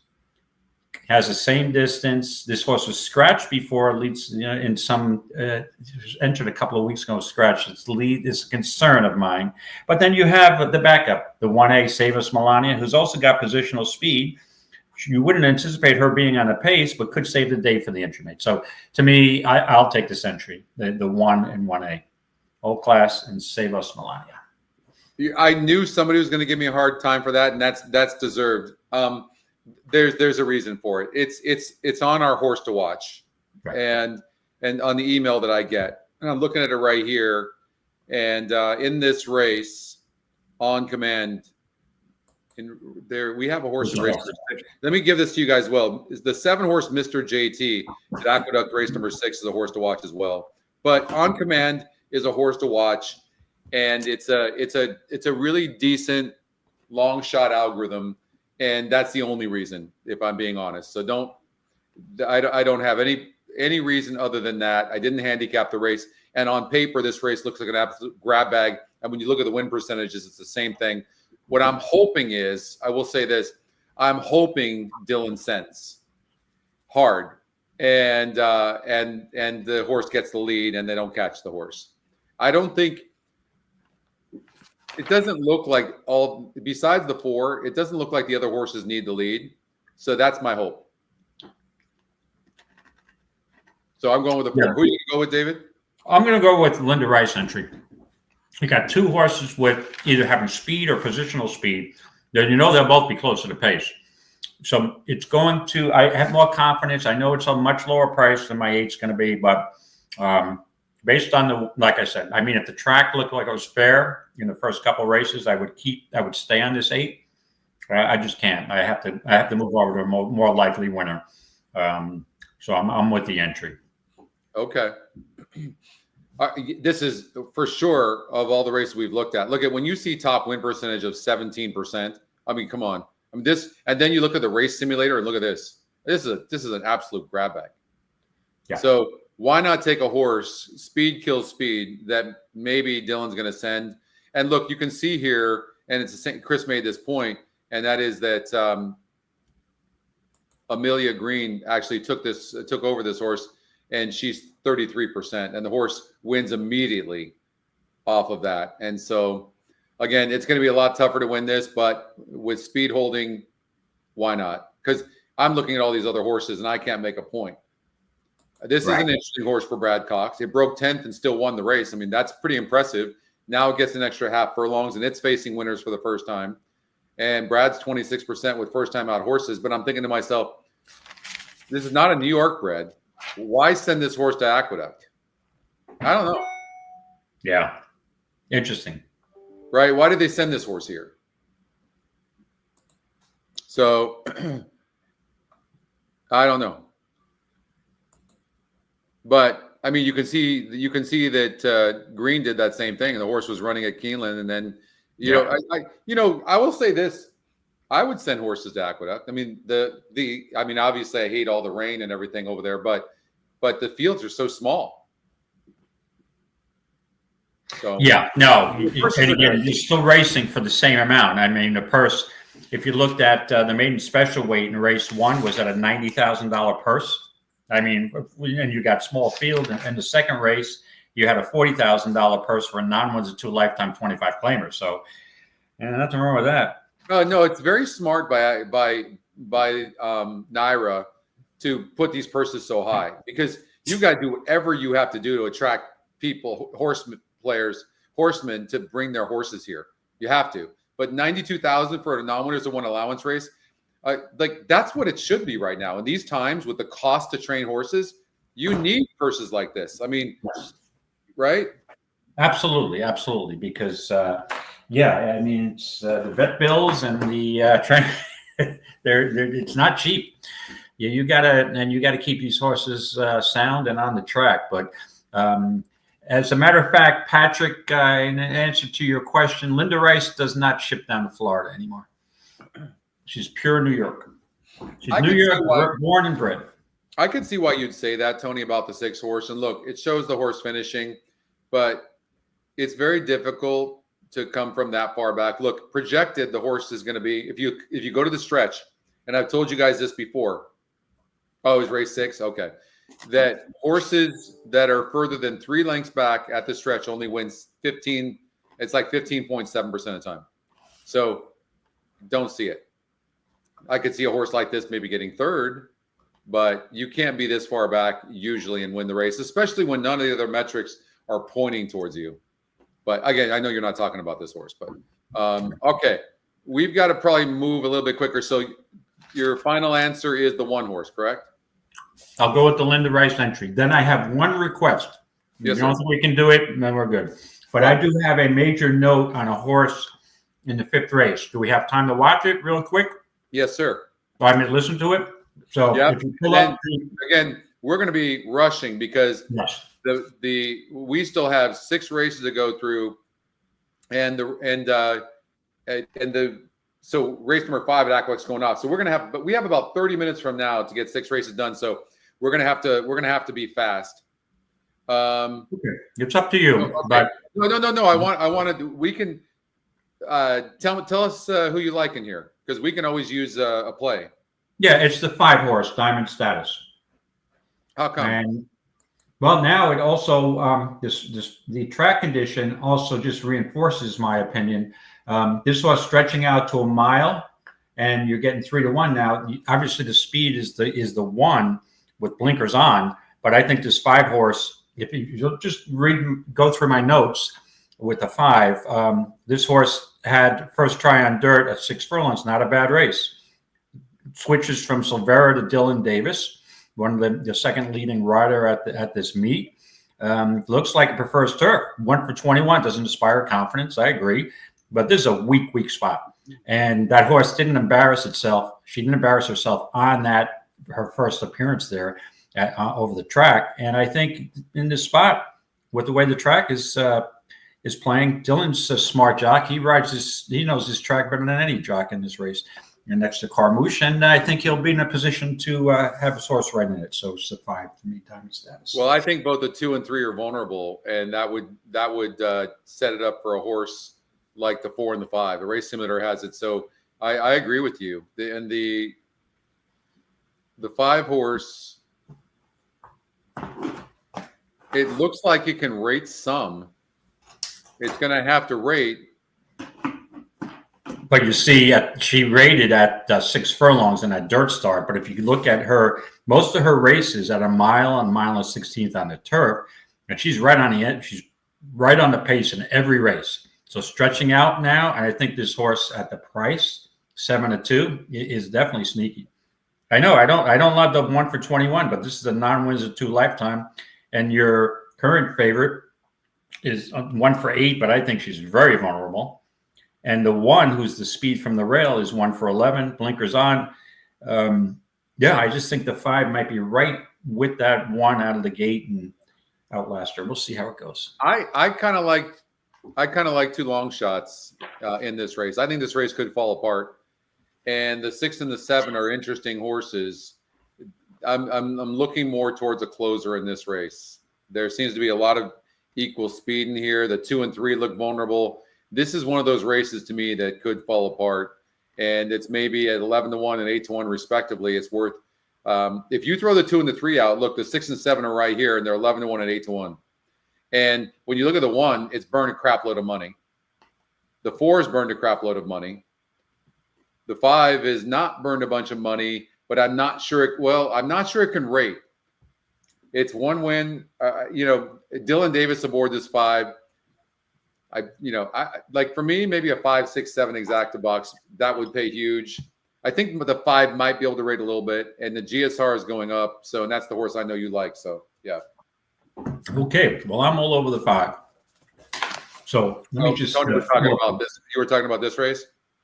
Boom at Oaklawn. Did Oldie have a good note, Dan? You know, Justin created the booms. I don't know if you knew that, David. Right. Before I even knew Justin, him and Chris and Oldie were on my shows in the chat all the time, and it was really neat. Like and then Justin just started creating these booms, and then it just started becoming a big thing. Like, it was really neat. All right, so we know who the originator was of that boom. So I'll give a shout out to Justin. Good job there. Oh, I love Aaron. Look at, he's on the 1, 2, 3, and 4, and we're sitting there talking about the 5, 6, and 7. Yeah, I actually don't see her 6 or 7 based on the way the track's playing, but okay. That's so funny. We're rooting for you, Aaron. That's funny though. Okay, let's see here. They're probably going into the gate. Yeah, so I'm just gonna because after this we're gonna be a little pressed for time. I have all my picks down already in the horse player site, so as far as I'm concerned, I can go rather quickly. So I just pulled up to just go parlay right into the Tampa Bay 6 right after this race is over. What's up, Eric? Okay, Eric. So you qualified in the feeder, Eric? Hey, Eric. We're gonna hit up. We're gonna go fast. So we're gonna have to start going and it's no joke too, David. We can't even have a hesitation. There's no small talk. Like, we got to go straight to it. I will have no small talk. I will go right to my picks. All right. Because I'm really curious to see how this 5 is going to run. I know how you New Yorkers can be. What are you trying to imply, my friend? I'm not nothing. You guys are. Are you calling me a pushy New Yorker? You're definitely not a pushy New Yorker. That's for sure. Okay. Yeah. Don't underestimate me. Even though I'm a pretty calm guy, I do consider myself somewhat New York street smart. So I have no idea. Everybody that was from Queens or Brooklyn is New York street smart for sure. Yeah. And my friends from Florida just say there's no such thing as New York street smart. It's just outright arrogance. I'm like, oh, really? Okay. Oldie has this angle. Let me see if I can remember what it is. Top pace. I wrote it down. Top pace, second Scotty pick, top win, top GSR win 70% of the time. Was that one of them? Yeah. Did that just happen? That's sick. He gave one out yesterday that everyone was playing. It was crazy. Look at my 7. There's your 5. We're all going for the lead here now. We want the 5 on the lead. Come on. Go out to that lead. They're a little wide.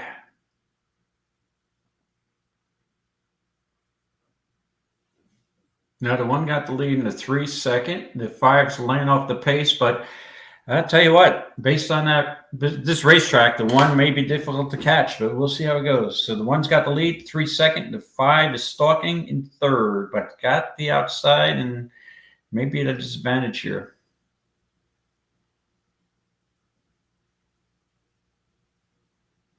Yeah, the 5 doesn't look like it's got anything.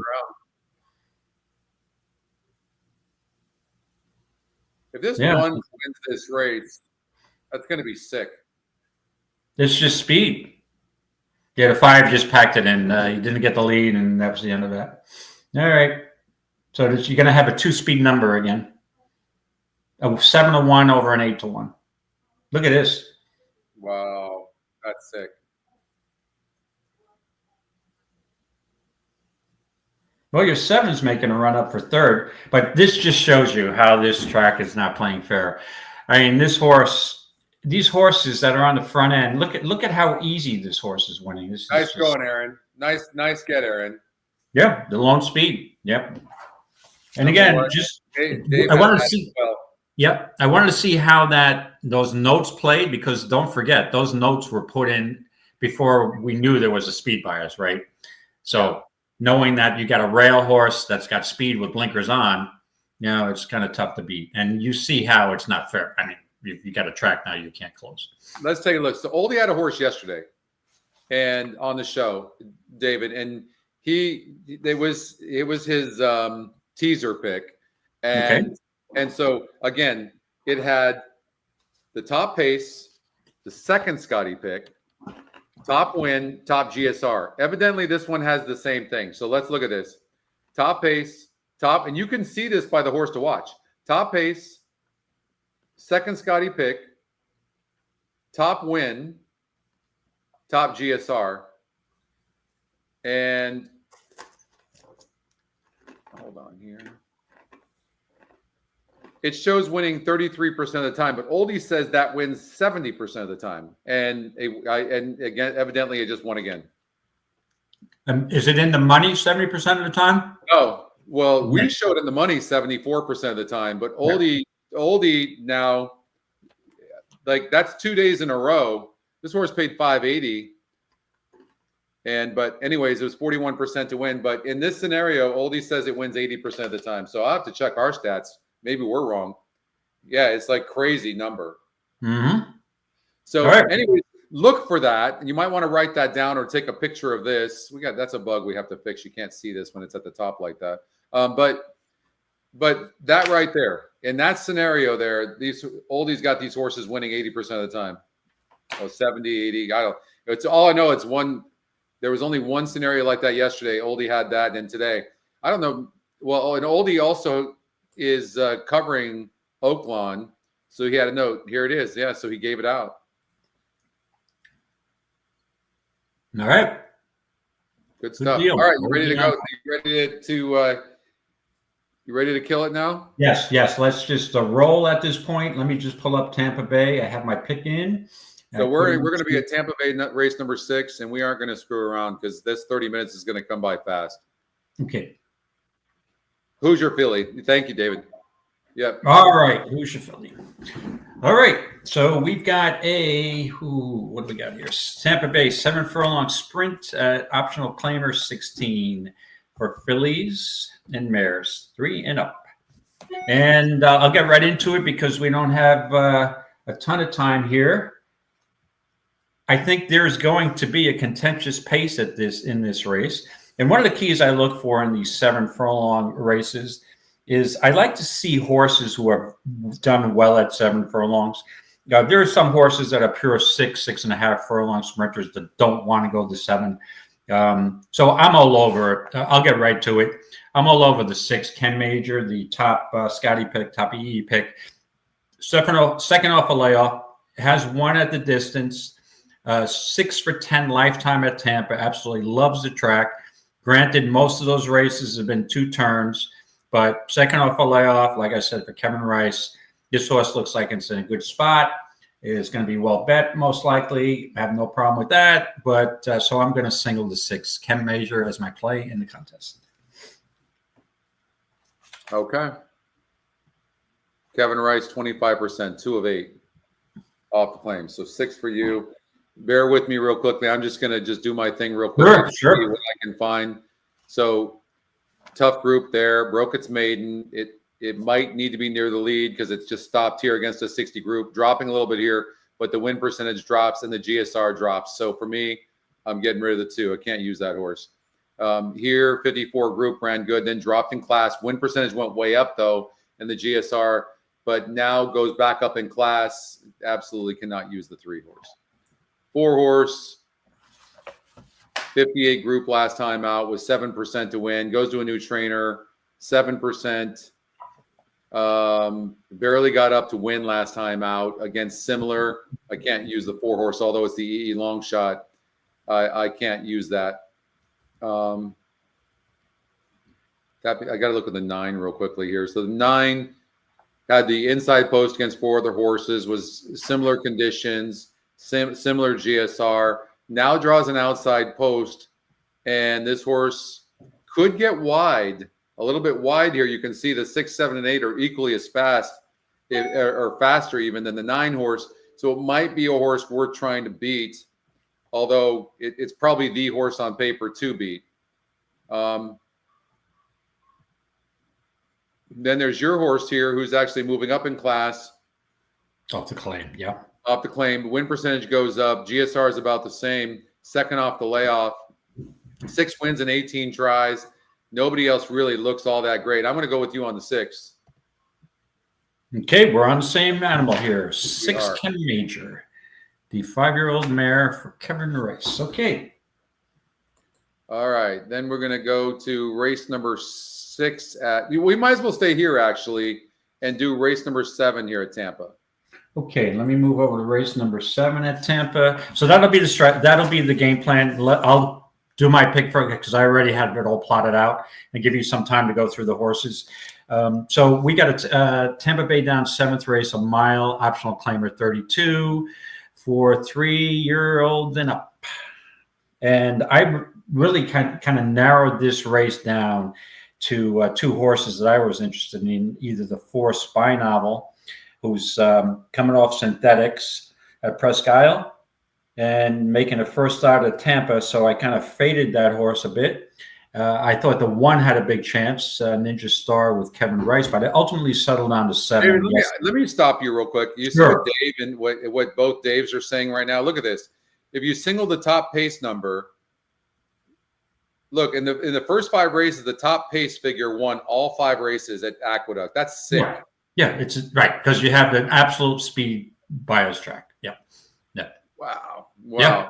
It also goes to show you the accuracy of the pace number. Right. Absolutely. That just reinforces our confidence in that pace metric because everyone was on elite, right? Yeah. And they all won.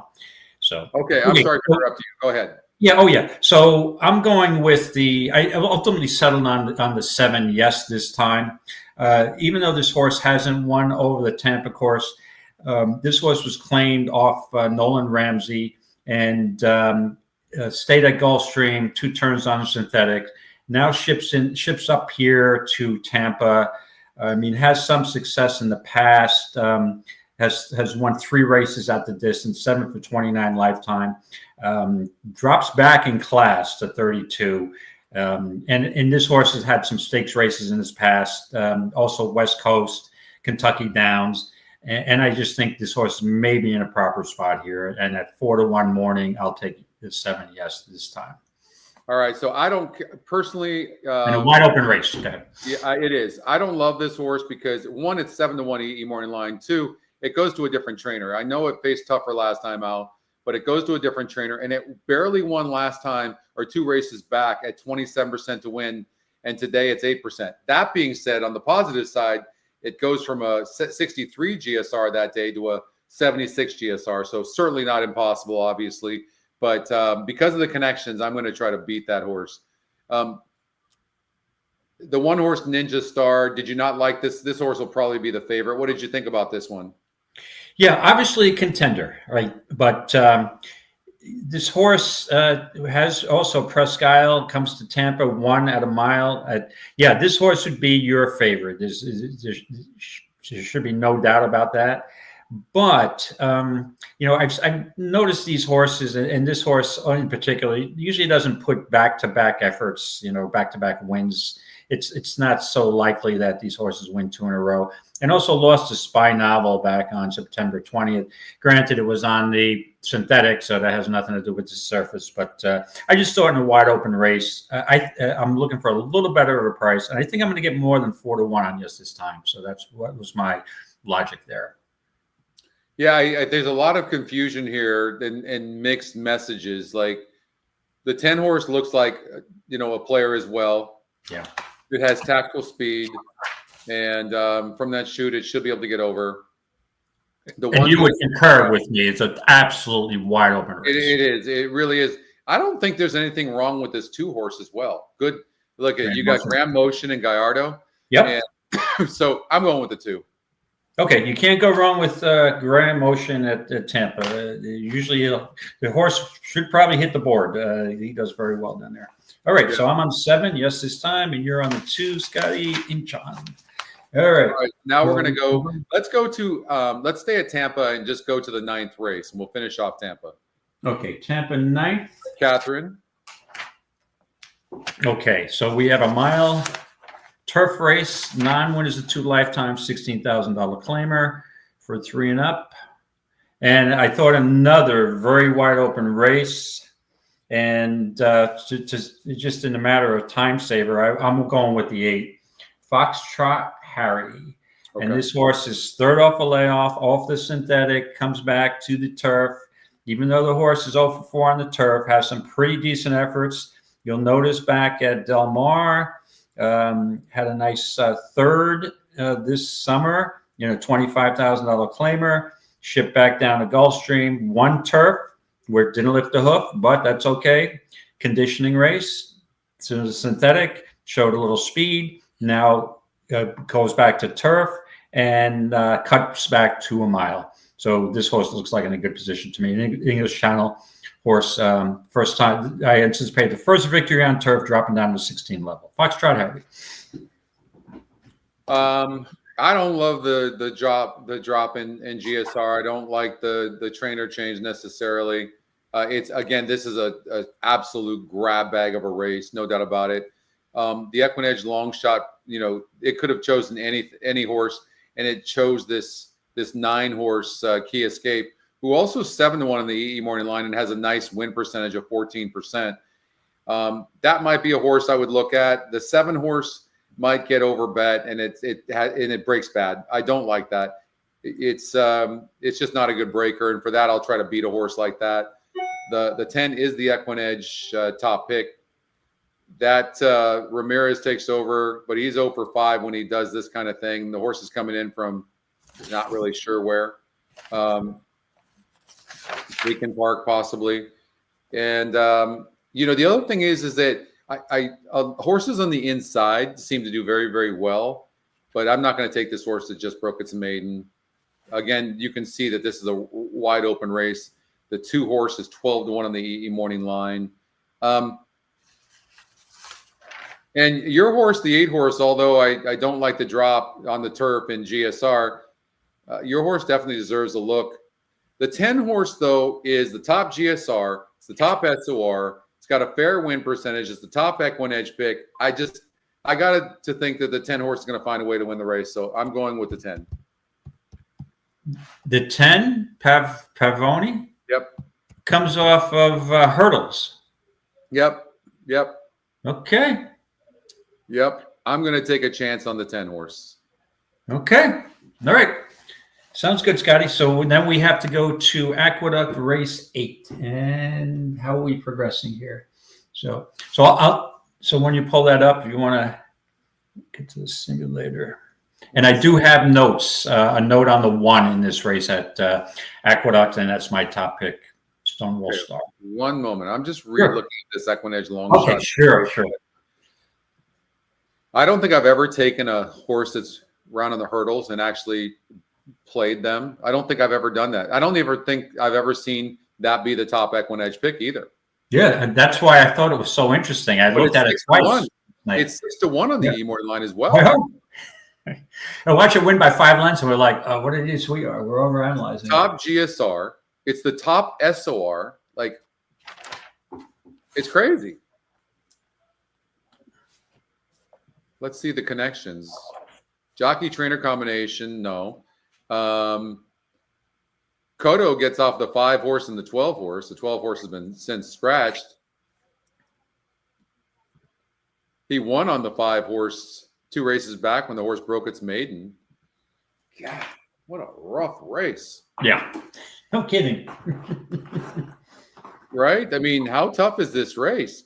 It really puts more credence to, even though the drop in class on your 8-horse, I could see this, a lot more than I would have initially, because, I mean, this just looks crazy. Can you make your points again about this 8-horse? In all honesty? Yeah. My last name's Harrison. Harry's short for Harrison. Come on, I'm a killer doing the foxtrot. Come on. Based on the drop down, that's basically it. Let me pull up my notes. I went to Aqueduct. It is a big drop. Going from 52 to 44 is a big drop.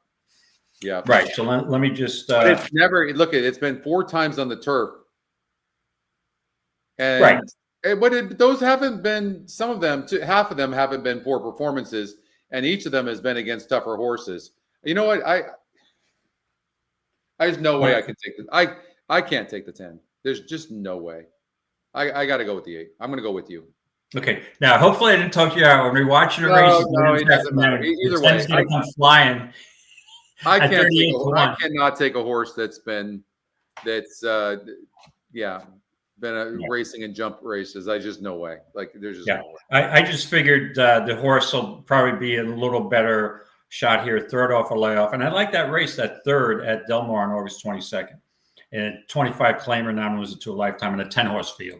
That's just only a length and a quarter from the winner. Nice solid third. All right, let's get to Aqueduct race number 8. So we have 3 more races to do. And Tampa Bay 6 is coming up when?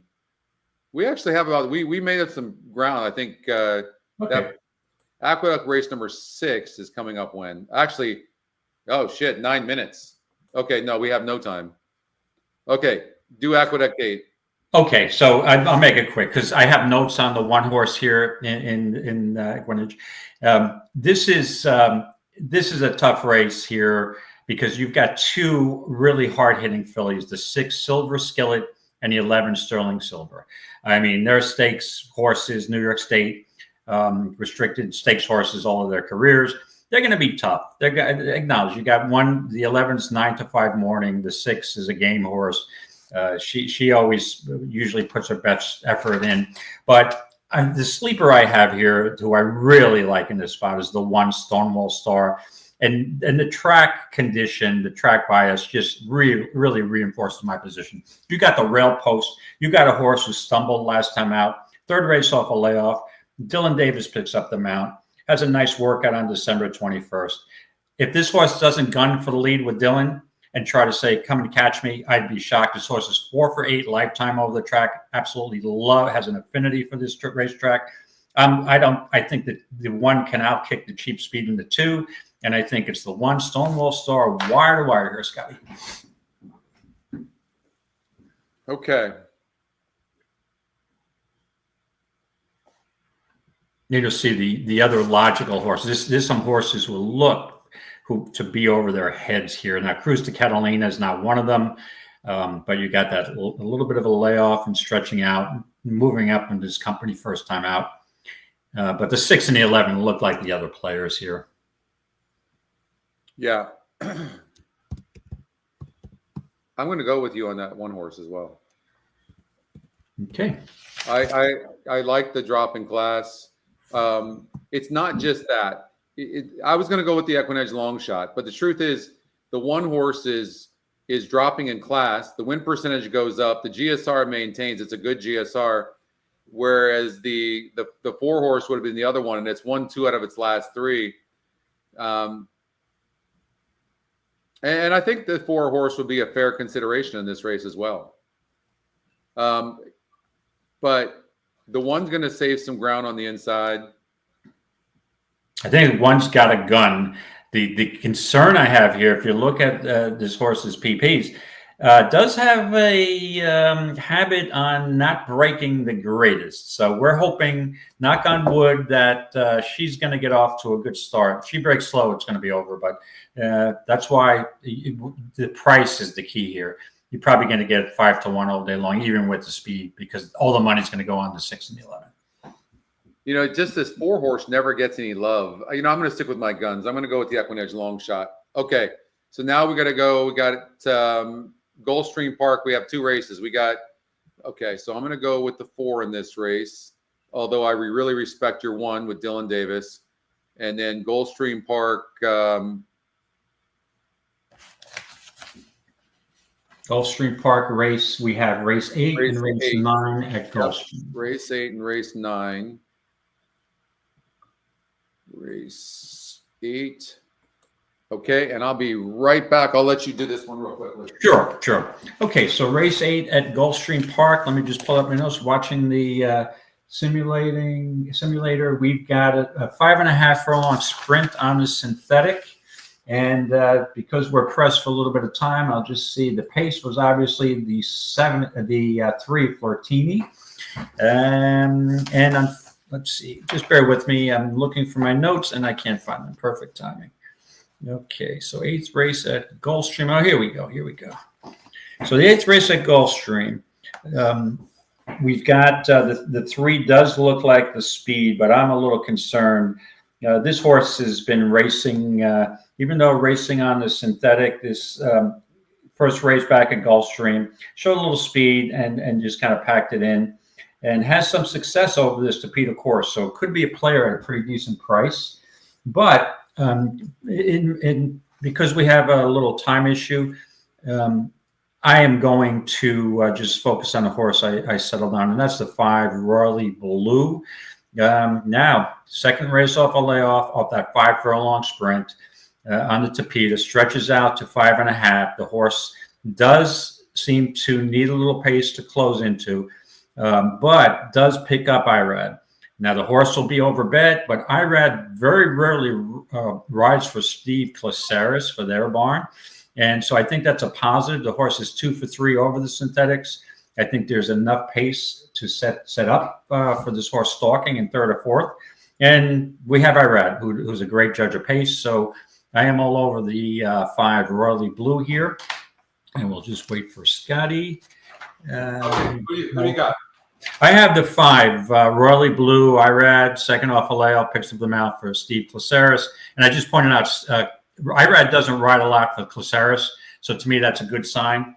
So even though I think the 3 and the 3 and the 1 could, or the 1 scratch, with the scratch of the 1, the 3 could be in the lead for a long time. It looks like an interesting long shot.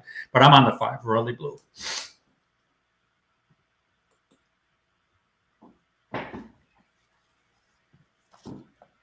Second off a layoff, 2 for 3 over the course.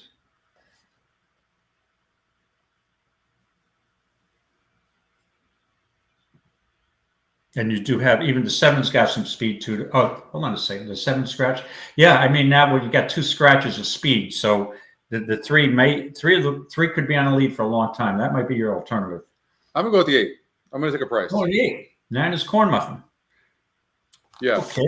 I guess, but do you have a Nana who makes great corn muffins? No. Okay. No, I use that. I forget what the brand is called, but the corn Flat ones? muffins are so good. What is that brand? It's a really popular brand. Is they flat and you throw them in a toaster oven? No, you put them in a pan and you bake them, but you just, Wow. Yeah, they're so good. I forget what they're called. Okay, we got race number 9 and we're done. We got 2 minutes before Aqueduct and this thing starts. Okay, race number 9. Go for it. Okay, race number 9 at Gulfstream Park. Jiffy. Thanks, Chris. Yeah, the Jiffy. It's so good. Those corn. Jiffy? Oh my God, they're the best. There is no better. I don't think we have them up north here. I'll have to look. So good. All right, thanks for the tip. I love corn muffins. All right. Just in a matter of time, I just settled, even though I think the 7 Silver Moonlight is going to be tough to beat. I like the 8 Supernant Coca for Mike Maker with my buddy Louis Saez picking up the mount. And what was my other? This race I struggle with a bit, so I'm looking for a little price. I just took the 8. Not a lot of thought behind it. Who are you going with? The 8 Supernant Coco. You get a little bit of a price. The horse doesn't have a lot of speed. There looks to be, a lot of the 3 and the 7 could be going at it. Hopefully set it up for a closer, and I got my closer in the 8. And I think you'll get more than 4 to 1. All right, I'm just going to look. Yeah, I think you have, let's see. Are they loading in yet? So the 6th at Aqueduct, keep it going. Gulfstream Park 5 is going up, but I don't think that's part of this, right? No. You got a few minutes. This is the 6th at Aqueduct's the 1st. So it says a minute to post. You probably got 2 minutes. Let's see here. I'm pulling it up right now just to see. Okay, so about 2 minutes. You're right. So Gulfstream Park, race number 6. It looks like the 3 horse might be able to go with the 7. I think it's worth trying to beat the 7 horse. Yeah, I know it's a big win percentage. And I think I got to go with Sarah's Dream, the 5. Okay, so you're on the 5 and I am on the 8, correct? Okay, we did it. We did it with maybe about a minute and a half to spare. We got through it. 5 horse Sarah's Dream has had 4 straight wins, but the win percentage does drop, and that's because the 7 horse has taken so much of the win percentage. Now, can it rate? I mean, it doesn't show that it's had everything its own way, and the 3 is very fast. The 3 broke slow last time out and still got the lead. But I mean, everything is pointing towards the 7 horse, who's probably going to be very tough to beat. But I'm gonna take a chance on Sarah's Dream. Okay. All right. Yeah. I think the 7. I agree with you. The 7 is going to be very tough. I opted to go with the 8, and you went with the 5. Okay. Yeah, makes sense. All right. So now in here we got Aqueduct race number 6, and you are on the 2 horse. I am on the 8. Commerce Common, who I just think is just going to be ultra tough to beat. It'll be interesting. So now we'll see how if this track bias continues, because the 8's got the outside post, has some positional speed, but I can tell you won't have the lead here. So if we get another wire-to-wire winner, and that would be the most likely would be the 2, Chuck Willis, if the horse at 8 can still can run. Taking a chance. That's why we're getting 9-1. Horse hasn't been in form lately. All right. We got the 7, Mr. JT loading in. And now here comes the prohibitive favorite for Dutro and Michael Dubb. All right. Good luck, everybody, in the qualifier.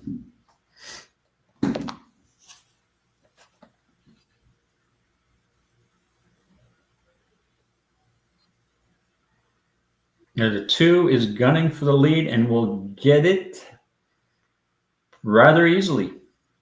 2's on the lead. Chuck Willis, he's in charge stalking. We have the 8 in 4th or 5th, moving up into 3rd. Chuck still got the lead. Here comes, this looks like a pretty contentious pace. So this may be a little different than the other races here. Let's see how this goes. Chuck's got a little left here. Going to be tough to hold off the 8, who looks like he's going to pass him. But let's see if there's a real speed bias here with inside. Because the 8 is going really wide, and the 2 is saving all the ground along the rail. And the 2's got the lead coming down the stretch. Come on, Chuck, hold him off. Come on, Chuck, draw off. Come on, Chucky. Chucky's got it, boys. Yeah. Wow. You have a speed bias that you don't see too often. That is insane. And you got 10 to 1. Top pace number winning. Well, can we go boom, boom? You can't win if you're not that is just so massive. And he wasn't that easy. What I don't even know what is wrong with me trying to play against this. This is crazy. You have golden rail, speed, and you got 10 to 1. That's insane. So make sure you put those notes, publicize those notes that I had on that horse. And I looked into it because of the speed bias, in all honesty.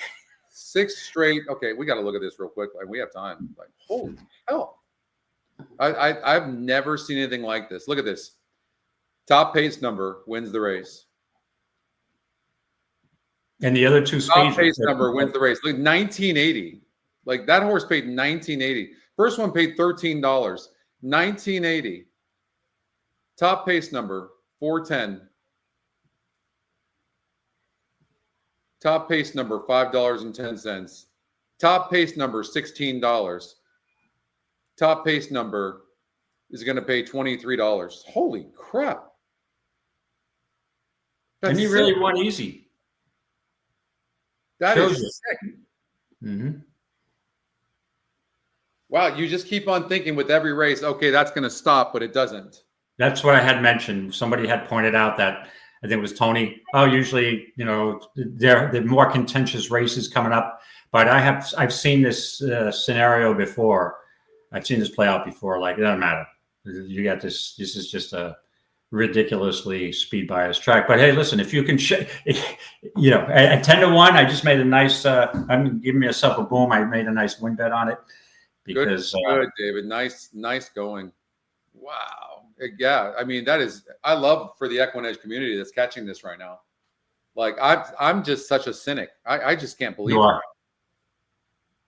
Yeah, and I think part of the reason why you're cynical about the speed bias, you want it to be, in essence, you want it every track you play to be fair, right? Makes sense. As horse players, we don't want to deal with speed bias tracks all day, every day, or closer bias tracks. We want to, handicap the race and figure out the pace scenario. And then if you have a pace scenario, it's most likely to be closers and who's going to have the lead. But sometimes you just have to go with the flow. These prices are insane, David. And not only that, these are small fields. These aren't big fields. No. Then you have two scratches, the 3 and the 6. So, I mean, was this the longest price in the field? No. G Martin was the longest price.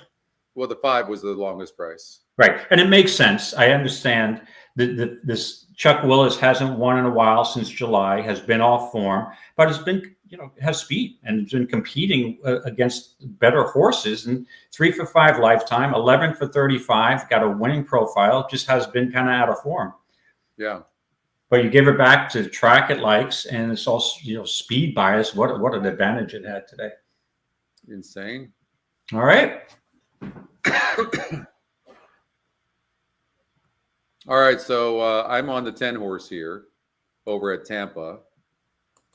Again, all right, and I decided last minute to jump on board. And even though I was originally going to lose Bomb Cyclone, I figured too short of a price, and I went with the 10. Okay, so you ended up, it seemed like you were going to do that. That 6 horse is going to run a good race.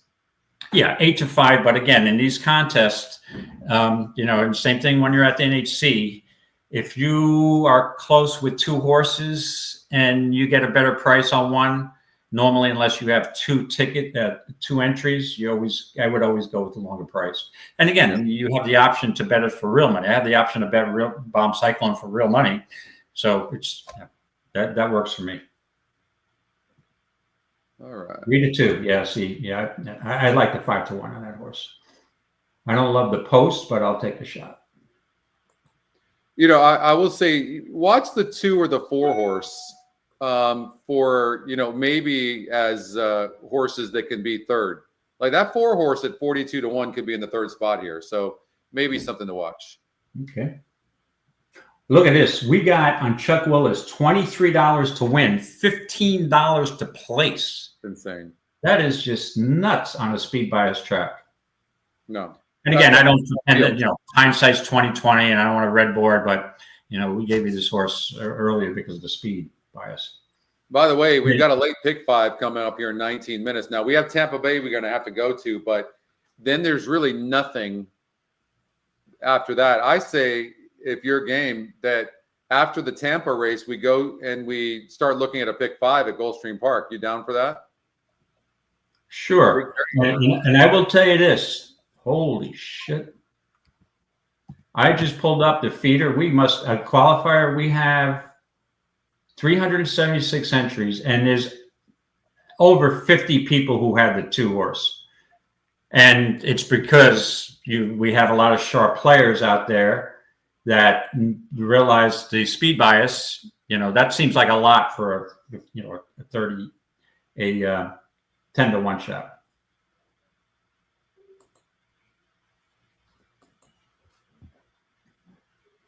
Okay, Tampa. Let me pull up that video. Okay, so we got Tampa. Okay, we'll go there and we'll come back. I put in a $120 ticket, as you can see. On your pick 5. Okay. Yeah, thank you, Al. Always the gentleman. Yeah, and then then we can come and look at that closer. But let's get out to Tampa. They're usually running behind. You're on the 6 and the 10. Makes sense. The 10 is getting bet to 9 to 2. Not surprised. And second off the layoff. 9% for Fisher with first off the layoff and 0 for 4 second off the layoff. But that was a pretty good effort last time out in dropping in class. And that's what you want to see. So when you're dropping in class, and that was off of a pretty good layoff too, but when you're dropping in class, you're only 2%. And there's a decent field size. There was 9, and you get third by 2 1/4 lengths, and you're just a length away at the stretch. And that's a good indicator that maybe you're going to be okay coming back. And then when you come back, you're going a little bit longer. GSR is a little bit higher. Win percentage is up, and come back at similar company. It's usually a good sign, especially with a lighter raced horse, that the horse can come back and run that race. And right, and they obviously thought highly of this horse, putting this horse in maiden special weights. The first one being a state bred at Gulfstream Park. So I can't see why this horse, the 10 horse, can't run a good race. And it's taking money, Scotty, 4-1. So it's what the third choice in the field. Aaron, thanks for sharing that. You see that? Aaron's saying that in GP race number 10, the 9 has the oldie. We're going to start calling that the oldie, which is the top pace, Scotty's second pick, top win, and top GSR. So far, this thing is winning.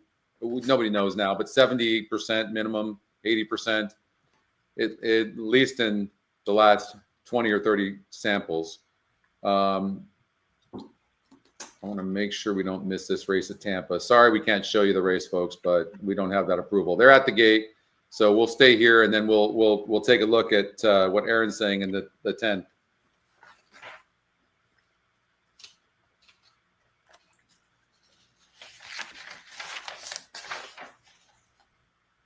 Nine for 12. Yeah, that's crazy.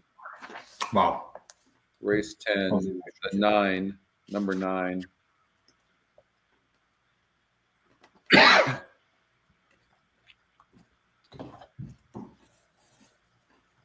Okay. And the great, let's see what the 10 can get a break from that outside post. It's not ideal, but in this turf shoot, didn't break terrible. I'm okay with that. Nobody's really showing a lot of speed. In fact, this horse is showing some decent speed, and the jockey's doing a really nice job. He's going to get the lead. All right. By the way, without even being asked, hope the jockey, the 7 grabbed the horse. Wow, huge. That's really big.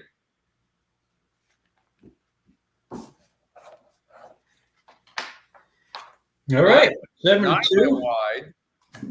Look at 23 and 4. Basically, that's not bad. And the horse is jockey's on the break. 7-2 on Mystic Loot. The 10 horse is on the lead right now. In a pedestrian 23 and 4. And the 6 is stalking, which makes sense. The 6 looks very wet to me. Super, super wet when the others don't.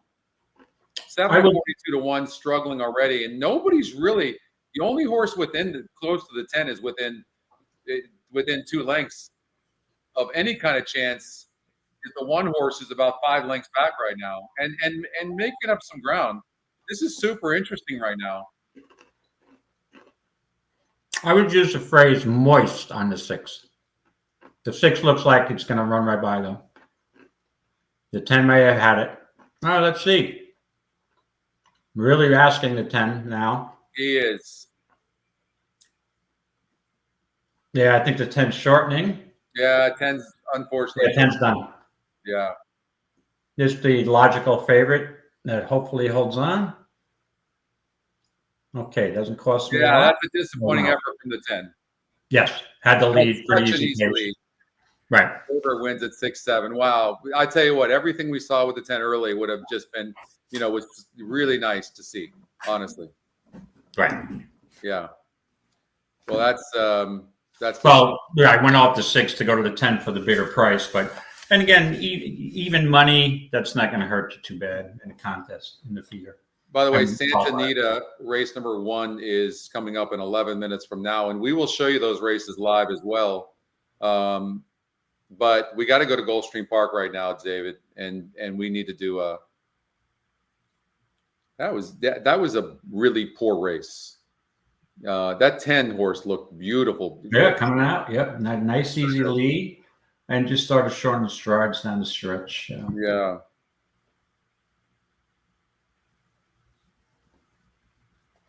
Okay, so we're playing a little bit of a pick 5 here. I'll participate. Hey, what do you think about Tom's question? Does the extra couple of bucks on the place with the 42-1 second help, or is it 22-1 place pay?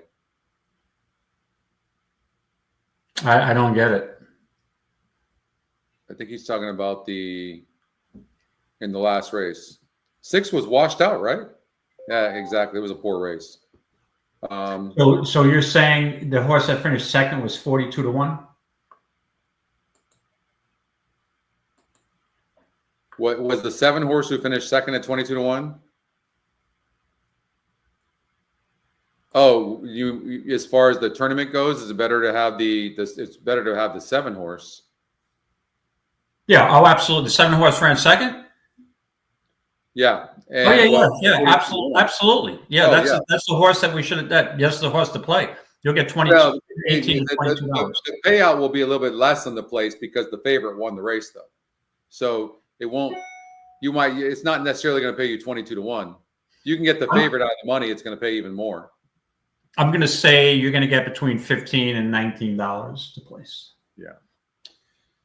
Yeah, that's the horse you wanted, Tom. Yeah, you wanted the 7 there. But we have an inquiry here at Tampa. The 7 against the 6. Oh boy, oh boy, oh boy. You make it that 42-1 shot on top. I don't see how this is possible, but the 7's trying to come between horses, and it got there was no room there. But if you had that 7 horse in the qualifier, your heart's going to be beating pretty quickly, because if they happen to take this horse down, you're going from $18 to $20 all the way up to $64. So, David, I'm only using our 2 horses.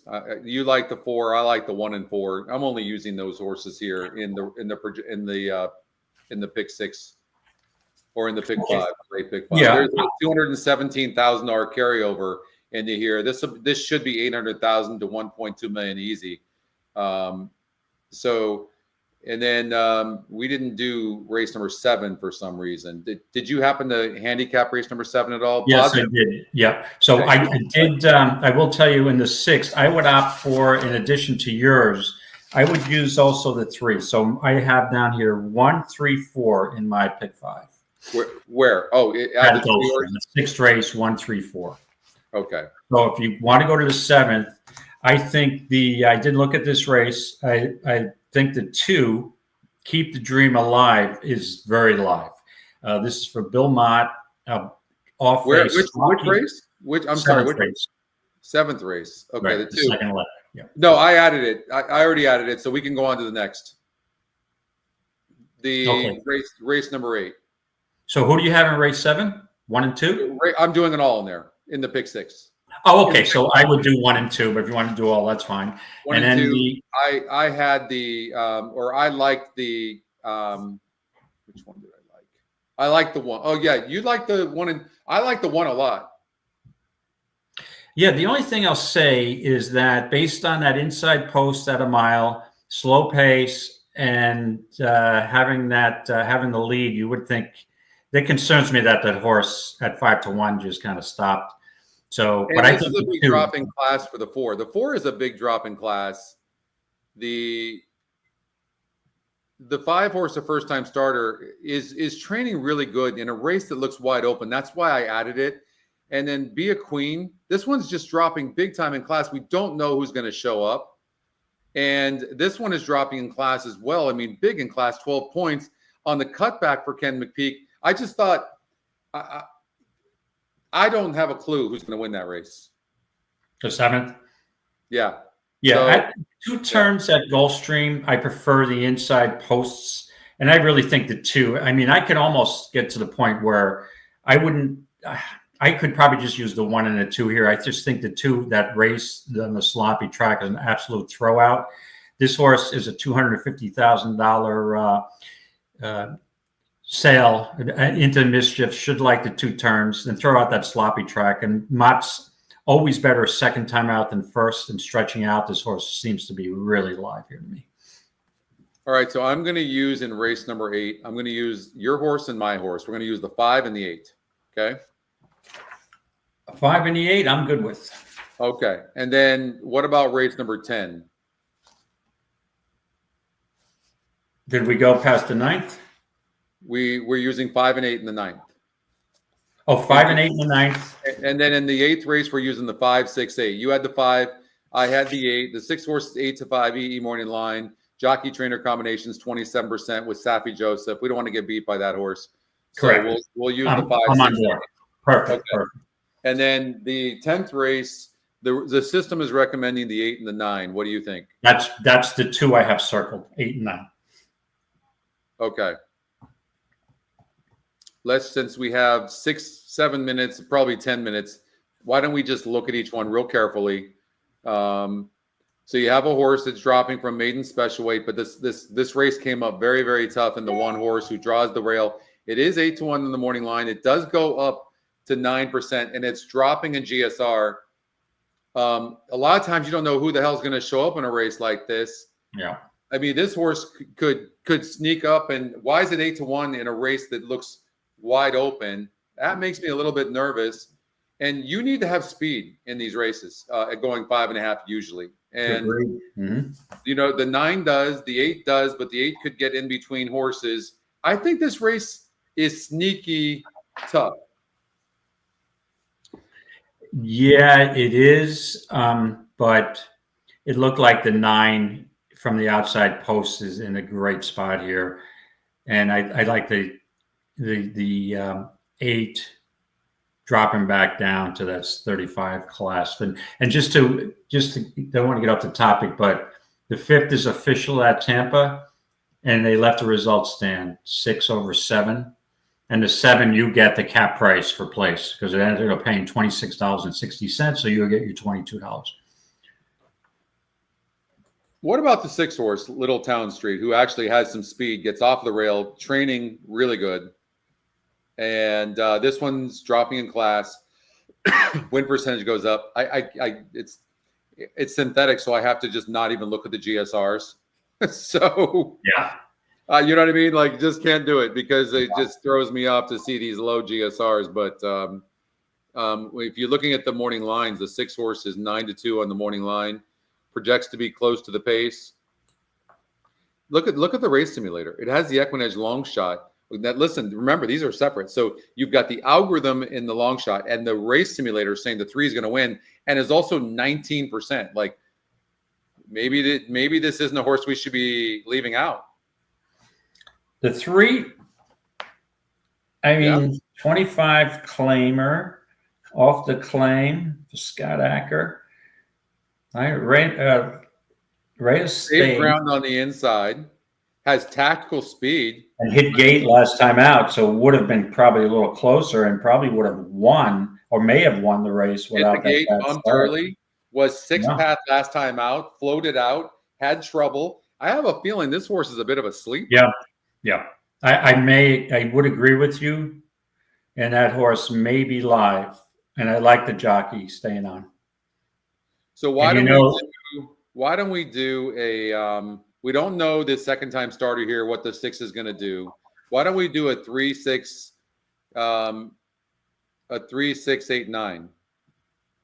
I can do, yeah. So and it's a PETA race. If you want to spread a little bit, I never have a problem with that because PETA is a little tricky for me. Yeah, 3, 6, 8, 9. I think I feel real comfortable with. All right. You want to go shorter on one of the other races? No, I mean, maybe race number 7, but I mean, we're risking. If there's somebody that we hate, I'd be okay with that. I don't have a strong opinion in the 7th race. I mean, I really don't. I don't think we could. The 4's dropping in class. It's the top EquinEdge pick. The 1's training great, second off the layoff, and it ran pretty good. That's the 3rd straight race lifetime that this horse has drawn the rail for Todd Pletcher, and Irad jumps aboard. So I don't know that we could throw the 1 out. The 7 horse is dropping huge in class and goes up in win percentage. I don't know. You know what I mean? Like, you can make a case for every one of these horses. I want to throw out the 6, but it's the EquinEdge long shot, and it's dropping from a 72. You know, it's dropping big time in class here. I mean, this is a massive drop. It's dropping 28 points in SOR. Yeah, I would probably, well, I mean, at this point, you might as well just keep, because I was like the first time starter, but as a tis the law, and had a good workout on December 19th. I want to leave that out. I think if anybody, I'd probably leave out the 3 or the 4, but I know the 4 is the morning line favorite, but I mean, I think doesn't have enough speed here. because these 2-turn races, normally you got to be pretty close to the pace. Yeah. All right, yeah, just go with. Yeah, you don't want a long shot here coming out to beat you, and we didn't have it. But as long as you have the 2 in, I'm good. Because I'm going to play a separate ticket where I single the 2 very shortly. Okay. So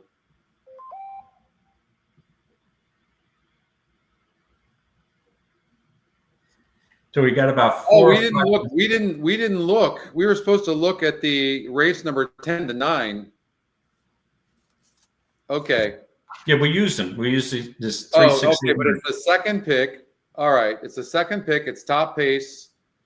All right, well, I mean, that's hitting like 75-80%, right?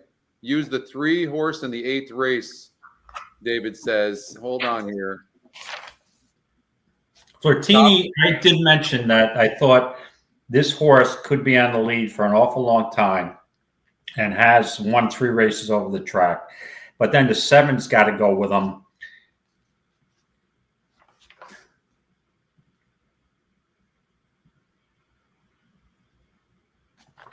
Yeah, Gaffalione, I mean, he's got a good point, Scotty, because Gaffalione picks up the mount on the 3, and the horse that you like, Nana's Corn Muffin, you got Panizzi. Who would you rather have? You want to miss it because we left out Gaffalione and went for Panizzi?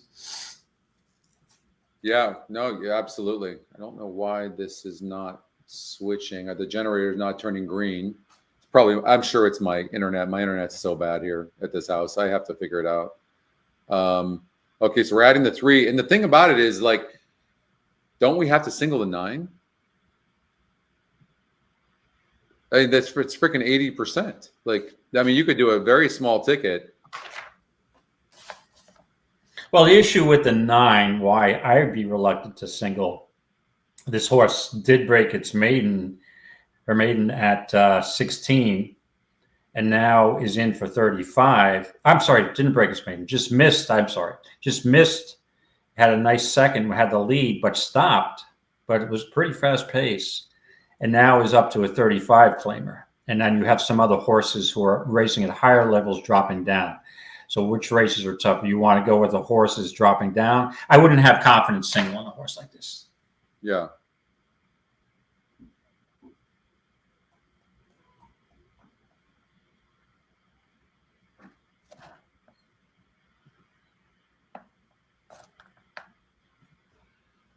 Okay. All right. Now that's your option. I mean, if it hits that many times, your percentages are with you. Yeah, we didn't show the. Well, we're going to stay here at Gulfstream. Santa Anita, the 7. Oh, there's an inquiry over at the opener at Santa Anita with the 7 horse. Let's see here. Let's see. We can figure out. Ricardo Gonzalez was aboard for Mark Glatt. By the way, I've been saying all along, I feel like Mark Glatt is a contender to win the trainer's title. Oh, the 7 came in. Like, I don't understand. Look at Gonzalez. Like, why does a jockey have to look backwards so often? Like, it just never does them any good. You see this? Watch. Look at he goes out, then he pulls on the reins to go left, and then he just makes a complete left turn and just cuts horses off, and then starts looking back. Like, what are you doing? Where are you going exactly? Like, cuts the 2 off, who ended up getting 3rd. You have to take the horse down, and now he's looking around again. Like, he's completely unfocused. But I've been saying all along, I think Mark Glatt might even win the trainer's title, but he'll be 1st or 2nd. Like, he is loaded. But if I'm a steward, I'm taking the 7 down. Based on what I saw, this initial look, I probably would be on board with that.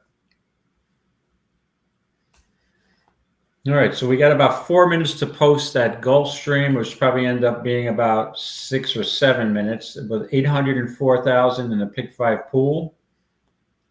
So wait, get your wagers in. And the 7 horse was an oldie special as well. Hold on here. Oldies needs to do a class or something. Like, what the heck? Go.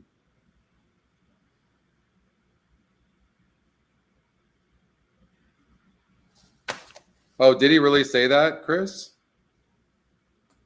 Okay, hold on here. So let's go here.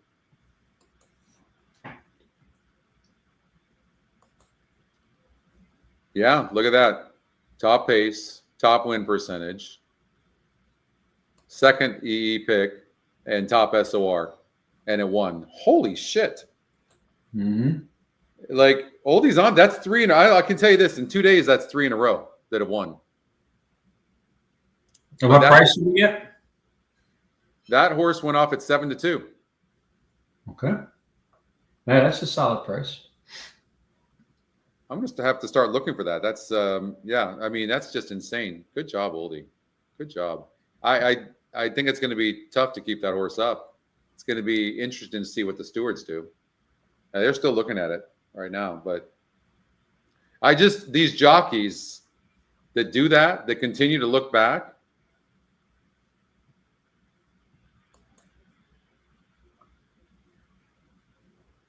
And it just sucks with the owners because they knew they had a horse, and and it just stinks for the owners and the trainer. And it just look at him. Look where he's at right now. He's in the 7/8 path, and it comes all the way over to the. I don't know. He was a bit clear of the 2. Did the jockey on the 2 horse overreact a little bit? That's certainly a possibility. Honestly, no change. No Result change. stands Good. as posted. No change. No No change. change. no change. No change in All that right. Jamaican. Chris has got a coaching class tonight, everybody. If you guys are interested, you can go to EquinEdge.com. It's free to join. And Chris's Friday night classes are fun. So, but yeah. Is it Friday night happy hour type of It is. thing, It is. Chris? Yep. Imbibing in a couple of adult beverages during these training? Yeah. Why not? I might even get involved. We'll see. Oh, we're going out to a movie tonight, so I have to pass tonight. So Aqueduct 7's going off next. And let's see here. Right, so after we get the first leg of Gulfstream, Aqueduct 7th, this has gone off. Oh shit! All right. Here we go. Oh, this. You've got the 1 horse, and I have the 4. Yeah, it looks like you're not going to beat the 9 because the 9's on the lead at 14-1. And the 1 entry didn't really compete for the lead. So I think I was hoping the 4 was going to get the lead, but just nowhere didn't.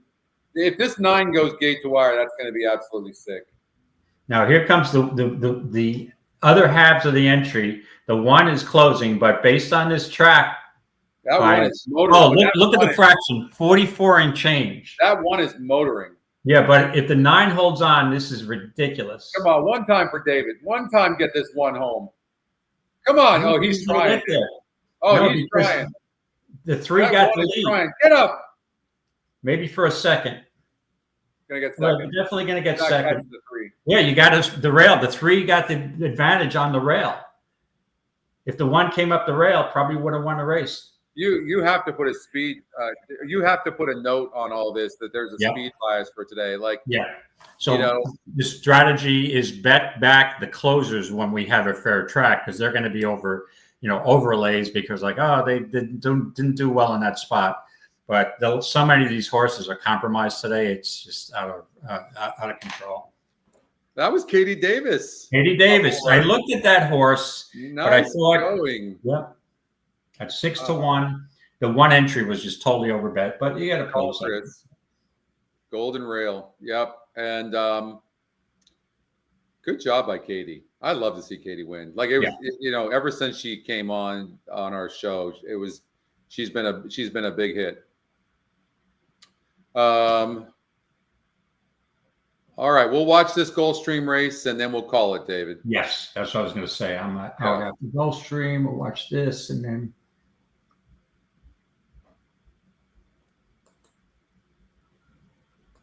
So this is the pick 5. Also, 1.3. You've got the 1 and I've got the 4, correct? I've got the 1, you've got the 4. I've got the 4, right. Yep.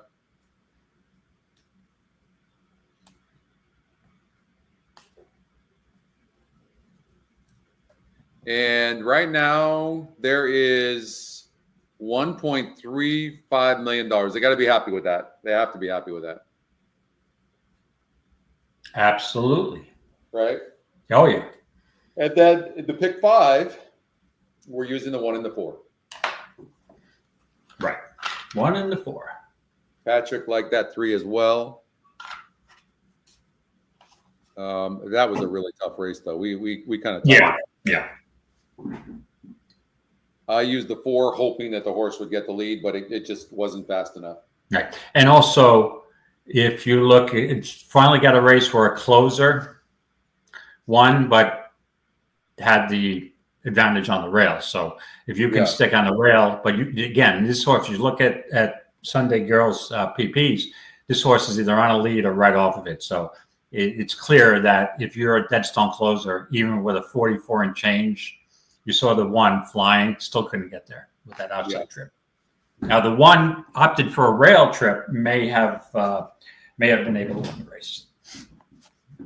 Trips are the key. All right, they're loading on. They're going on to the Tapeta. Was this Tapeta or turf? Nope, they're going on to the turf course. Right? Is it turf course? It's turf. It is. Yep. Yeah.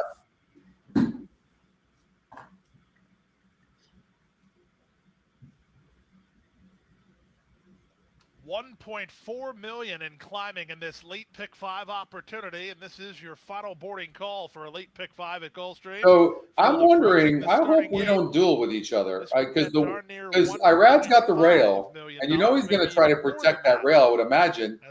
And if he doesn't, then he lets the 4 horse go ahead and go. I hope he does.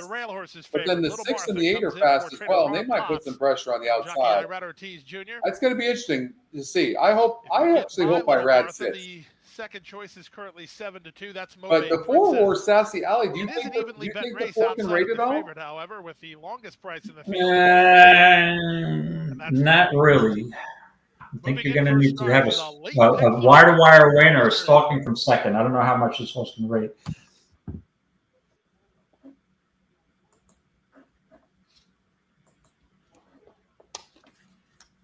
Sassy Alley.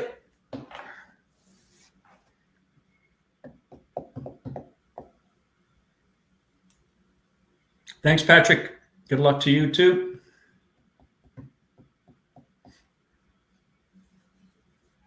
And we've got, Scotty, we've got the IRAD money coming in at 8 to 5 off a 3 to 1 morning. Same race, 2, 3, and 4 to be exact. Then Mobe Princess, and from the outside, Norman Hito. Well, I know we're rooting for the 4 horse, clearly. Oh, absolutely. With Rajiv Mirage on a nice solid 4-1. Yep. So we're going to get $1.5 million into this pick 5 off a $217,000 carryover. Great start. And the lead. I hope it gets it. I hope the 3. The 3's grabbing right now, which is great. Yeah, 4's going to get the lead. That's huge. The early trailer is Miss Taptress. 5 to 1. Irad goes to the outside, shoves the 8 wide. On that exchange, as Sassy Alley has rail position at the lead. And the 8 was one of the competitors too, so that's good. Sassy good for Alley us. to the backstretch in front by a length and a half. Mobe Princess is second. Crimson is third. Outside and a little better settled now is Little Martha, who races into 4th. Miss Taptress is on a hold second last, while 5th, and the trailer is Norman Hito. The opening quarter was 24. By the way, you guys, you see up here, you got the QR code. If you're new and you want to check it out, it's free. You get 3 free races a day. Better than a rail running Miss Taptress. Little Martha is with Crimson. Get that QR code up there. But 6 looks like it's struggling a little bit to me. A little more than half a mile to go. They went to half in 48. Come on, Sassy. And they swing now 1 time for David. Turn. Up front, it's still Sassy Alley, a half length in front of Mobe Princess in second. Ridden in third is Crimson. Miss Taptress is at the rail, yet to ask to quicken with alongside her Little Martha. Trying to wind it up from the back is Norman Hito. Yeah, I think the 4's done. Makes her way to the top of the stretch, and moving up to take the lead is Mobe Princess. Mobe Princess now has it by a neck. Come on, Rajiv. Come back. Come back, Rajiv. Come on back, Rajiv. Stay up 4. Racing room, Miss Taptress to Come on, Rajiv. Stay up 4. Down the center. Go. Second win right there. Go. Sassy Alley is returned. 1 time. Challenges here. Here's Crimson. Wire. Miss Taptress. Sassy Alley pleading. Wire. Sassy Alley getting Yes. to win it. Sassy Alley a half length from Crimson second. Miss Taptress. We got to win that race with only Whoa, baby. That was stressful.